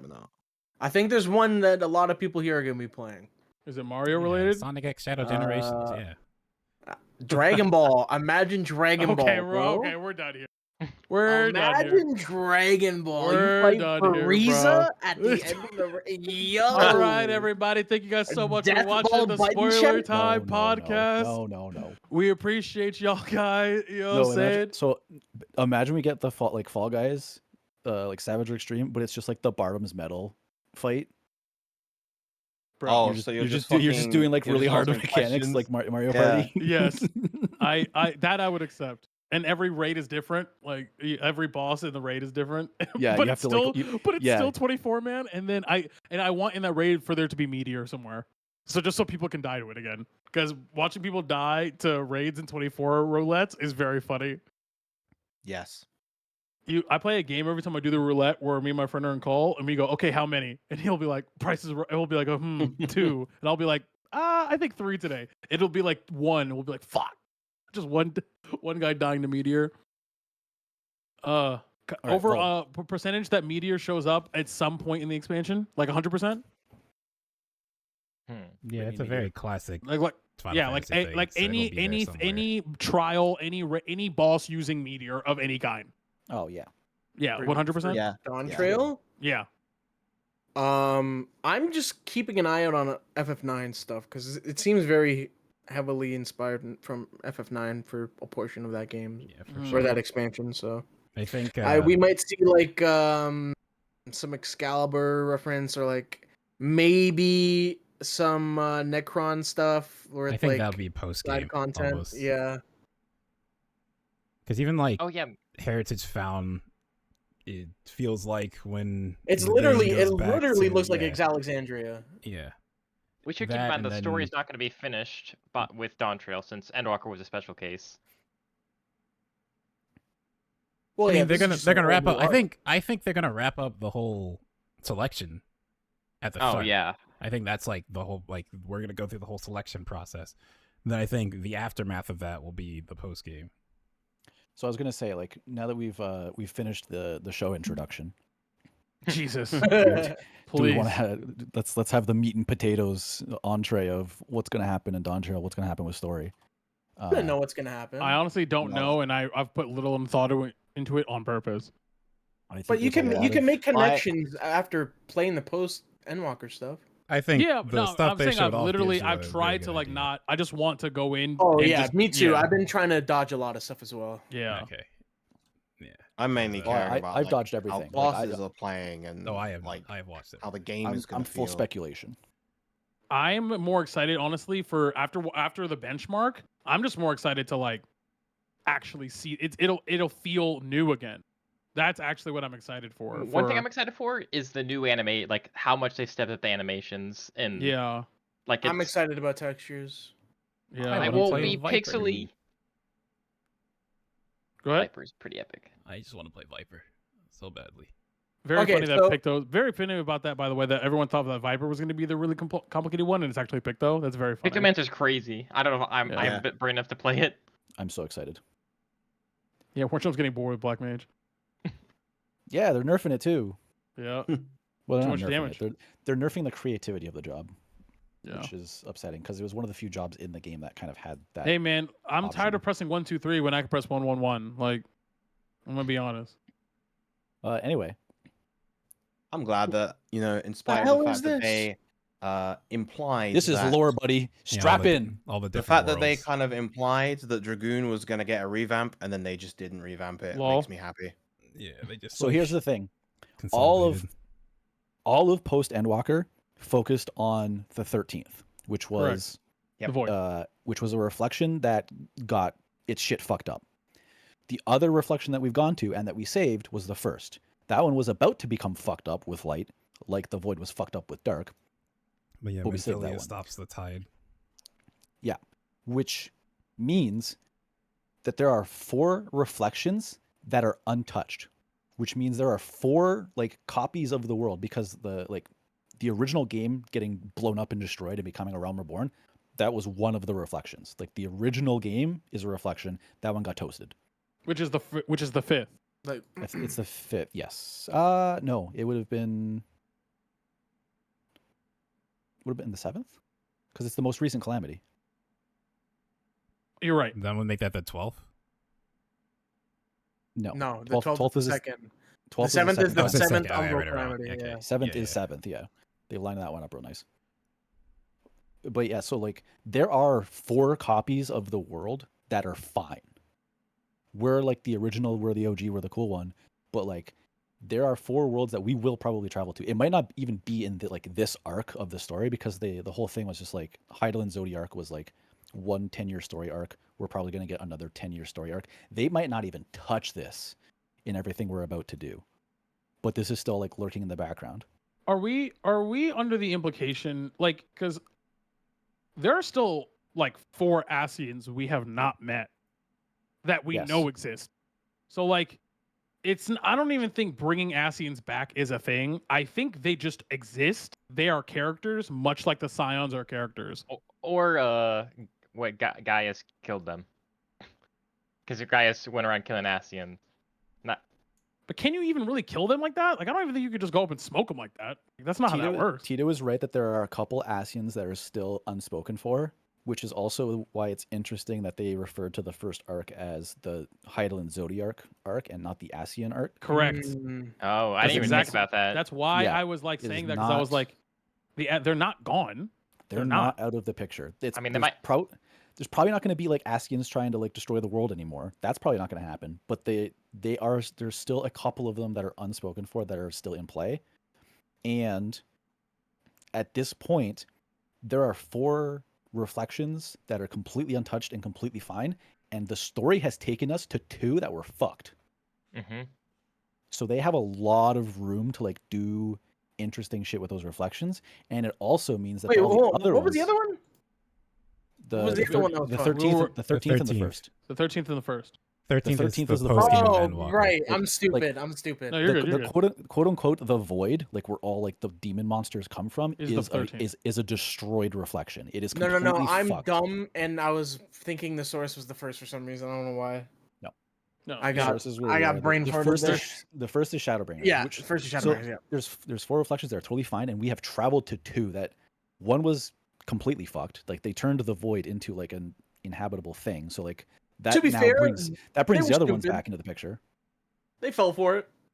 Yeah, they got smoked. They deserved it. Like those other 6 like toasted reflections are back in the picture in some capacity, because like if the void is okay, then those ones might be too. Who knows? Well, also the fact that Y'shtola at this point in the story is now obsessed with traveling to the other shard, like other shards. Like she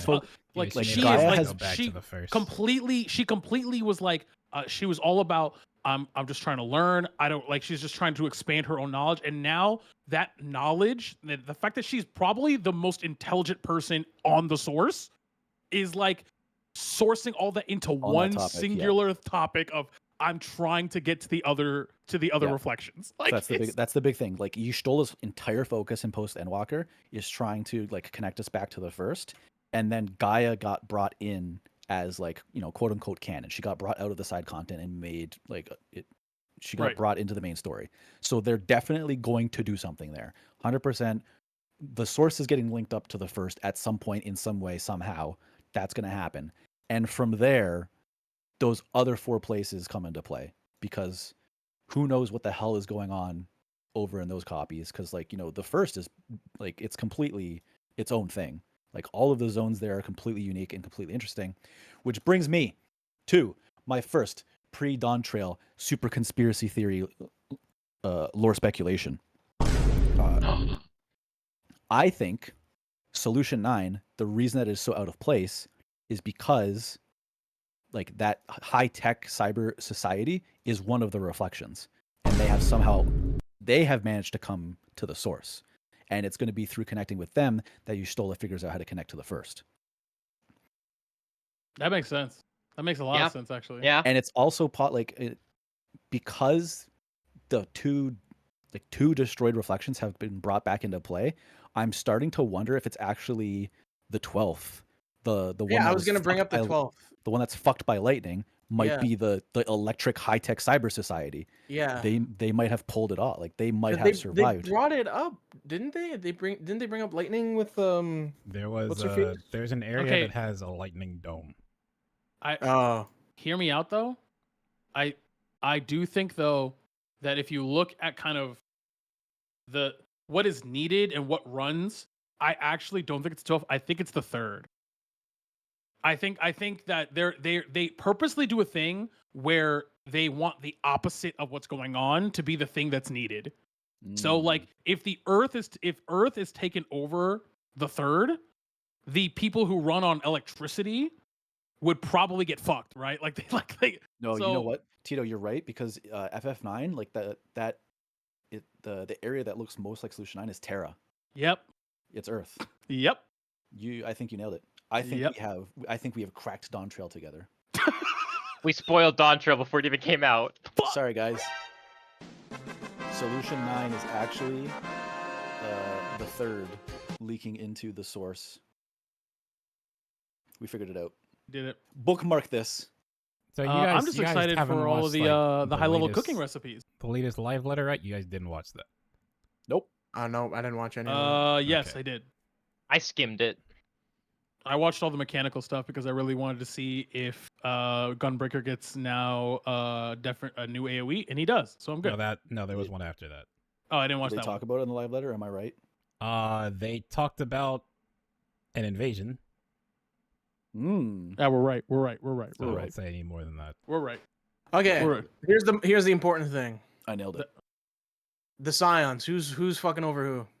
I think that's a cop out. I think that's a distraction to. I also think it's a distraction to keep us from focusing on the part we just talked about. Yeah, I think it's just that is definitely going to be a plot point. Oh, it is. Yes. It is. Yes. But I still want to know who's going to be fucking up who. I think it's a tournament arc. I think the Scions all enter a tournament, and I think honestly, I think canonically, and I could be wrong, that Alizé and Thancred are the strongest Scions combat wise.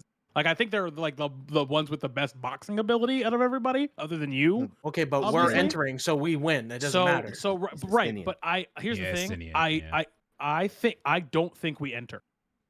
No. We are entering. No, we already are. Yeah. No. I think we enter. So here's the thing. What's her name? The female Hrothgar. It's like Wukmalut. Yeah, Wukmalut. Yeah. Yeah. So she comes like seeking to get people to help her, and the way that they have talked about it in all the stuff leading up to this is that there's going to be the Scions are going to be pitted against each other, and they make it sound like it's going to be something like bad. And I think that's the point, is they wanted to draw our focus to, oh God, we're going to have to fight the Scions. Like, whose side are we going to end up picking? Like, they wanted people to freak out about that so that we don't think too much about like the whole Solution 9 thing. So I think that was a fake out, because I think we are going to get pitted against some of the other Scions, but it's just going to be because they end up some of them end up supporting a different champion. Because there are a couple other factions in this tournament. And what's been explained is that basically one of those factions is the bad guy, and he can't win. So you're going to have some of the Scions supporting Wukmalut because she came to us and we all know the pairs, right? Like we all know it's Thancred and his boyfriend. It's the twins and you. It's Y'shtola and probably Raha. Probably. Oh, I don't think they're really going to be immediately involved. Yeah, I think so far it's just going to be you and Wukmalut. Stinian's also there. Well, yeah, Creel. Well, you're with Creel, sorry. Yeah, Creel's with you, yeah. And Thancred and Urianger are probably going to be tied to someone else from another. Yeah, because they're not even they're traveling there, but they haven't even told you. Like they're they were summoned by someone to go there. Someone else. Yeah, it could be someone like again from the third or some. Yeah, like we don't know, but the point is that we're going to be pitted against the other Scions, and they've made it sound like it's going to be in a hostile way. But I think it's not. It's just going to be that. I agree. The Scions are going to be split up over like which faction or group they are supporting to stop this other fucker. Yeah. Because it's just other fucker has to lose. That's the two-headed guy, right? It doesn't matter who beats him. No. There's so. Oh, isn't the two-headed guy the shitter? Can I say something here? Because they did explain who that is. You're kind of right. So I think it's Gul'ja, the big two-headed guy in like the trailer. Oh, that's the current leader. Oh, I did see this. Yes, that's the current leader. It's another two-headed one who is racist about anyone. I'm talking about the younger two-headed guy who's racist. Yes. That guy's a shitter. Yes. That guy's a shitter. Then there's the girl or guy who's a machinist, like basically like a tech guy, right? Yeah. Yeah, and then there's the Makote, and then I think that's it. So you saw the launch trailer, yeah. Yeah, I did. Yeah. So the Scions are going to get divided up over who they're supporting in the tournament to stop bad fucko. They're not actually going to be like at each other's throats trying to kill each other. It's just been framed that way to like scare people and make them worry and make them focus on that part of things. So we're going to get split up and support all. We're probably going to get divided around all of the other factions that aren't bad fucko, and however many there are, I don't know if they've told us, but I know there's more than 2. I think there's 3 total. 3 or 4. I think there's 4. There's at least 3. I think there's like 4. Okay, well there's our friend. There's two-headed racist guy.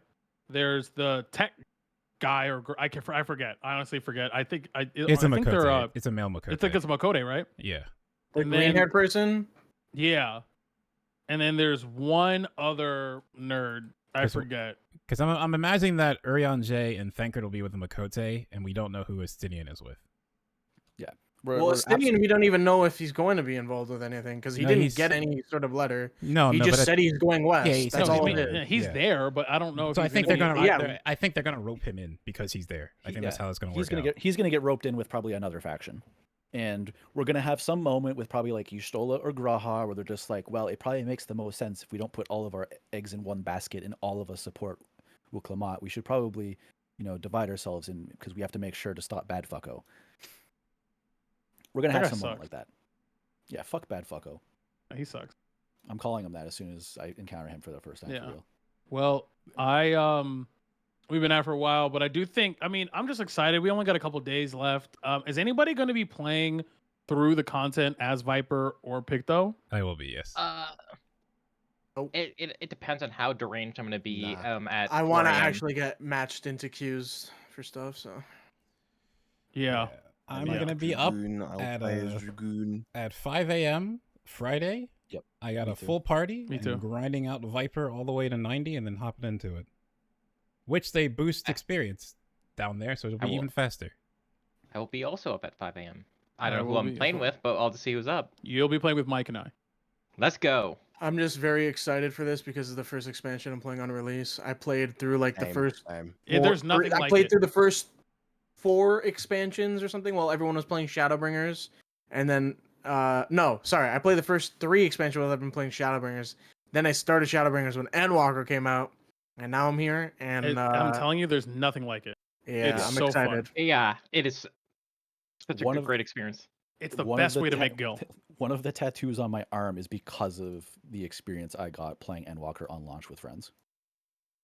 It is really, and we're doing it again on Friday. I'm so excited. We're working our asses up at 5 a.m. and we are launching into MSQ. I'm not playing at 5 a.m. Then I don't know if you're gonna. Actually, you might not be able to play. I don't know how bad the queues are gonna be. I will be able to play. I'm just not waking up at 5 a.m. to play. I'm waking up at 5 a.m. and hopping in the queue and seeing that number and then taking a nap. Yeah. 5 a.m. We will get in within an hour. So. I mean, yeah, we'll be fine. Queues are gonna suck, but like they're gonna get worse throughout the day. So. Yes, correct. Well, it's gonna be fun. If you are playing Dawntrail, go ahead and actually, post below some shit that we're never gonna read. Because whatever. I'll read it because I read all the comments. Anyway, so. But most importantly, make sure you sub and give us money. Make sure you like because that way it gives us more money. Make sure you buy merch because it makes us more money. And also make sure to subscribe to us on Spotify because again, it makes us more money because that's really what we're here about. So appreciate each and every one of y'all. Hope y'all have a great expansion trial, early access if you're doing that. If you're waiting till the full release, hope you have a great time too. Remember, most important piece of advice we can give y'all is get your dies up. Dies are going crazy right now. Stocks are so up. Them die stocks are up right now, so make sure you do that. Yes, War Champ. And if you don't play Final Fantasy XIV and you would like to, check out how to literally play ffxiv.com for a fantastic guide by yours truly about what you need to do to actually fucking play the game because it's a nightmare. It's true. So learn how to play that shit. And if you're in my roulettes in the next couple of months, you better not fuck my shit up. Because I do have ACT on and I will flame the shit out of you. So... And I'm a gunbreaker, so I could out DPS you. So, bro, they took away our fucking dash damage. I know, bro. I don't want to talk about it. I don't want to talk about it. What do you mean good? It's a good thing. Why? Gap closers that you don't have to put into your fucking rotation Yeah, is that's- nice. Yeah, but It's I want to bad for do. I want DPS, bigger yeah. number, bigger. I want more number. serotonin. I want We need to more talk about this. Yeah, number. they've done that by putting more potency on other things and giving you new shiny buttons. Yeah, but It dash sucked. cool. It sucked to have to waste your dash to do optimal damage. That's why they took it off. Yeah. Yes. Ghost is gonna kill me for this, but I think my Mediana's heal should pretty do cool. damage. Yeah, It's okay. Bookmark this video for when Tito and I are right about Dawntrail in 3 months. It's true. It's true. It's okay. It's okay about tanks because Heart of Corundum is still the best skill in the game. So you know it's fine. So it's fine. You know, like we're living the life. You know, just imagine not having Heart of Corundum. It's fine. Anyway, Man, I've been playing. I played Warrior recently, and I clicked Bloodwetting. No, the first time I clicked Raw Intuition, I felt like a spark run through my veins. It was beautiful. you ever? You don't need anyone. It's true. I have seen. I have played through many a dungeon where he just solos the final boss from like 80, and we all just sit there, we cheer. It's been very fun. Regardless, appreciate each and every one of y'all. Thank you guys so much for watching. Make sure to give us money. And until next time, until we spoil some shit. Let me go ahead and spoil some shit. Let's see. Well, Kratos at the end of God of War, Ragnarok, he becomes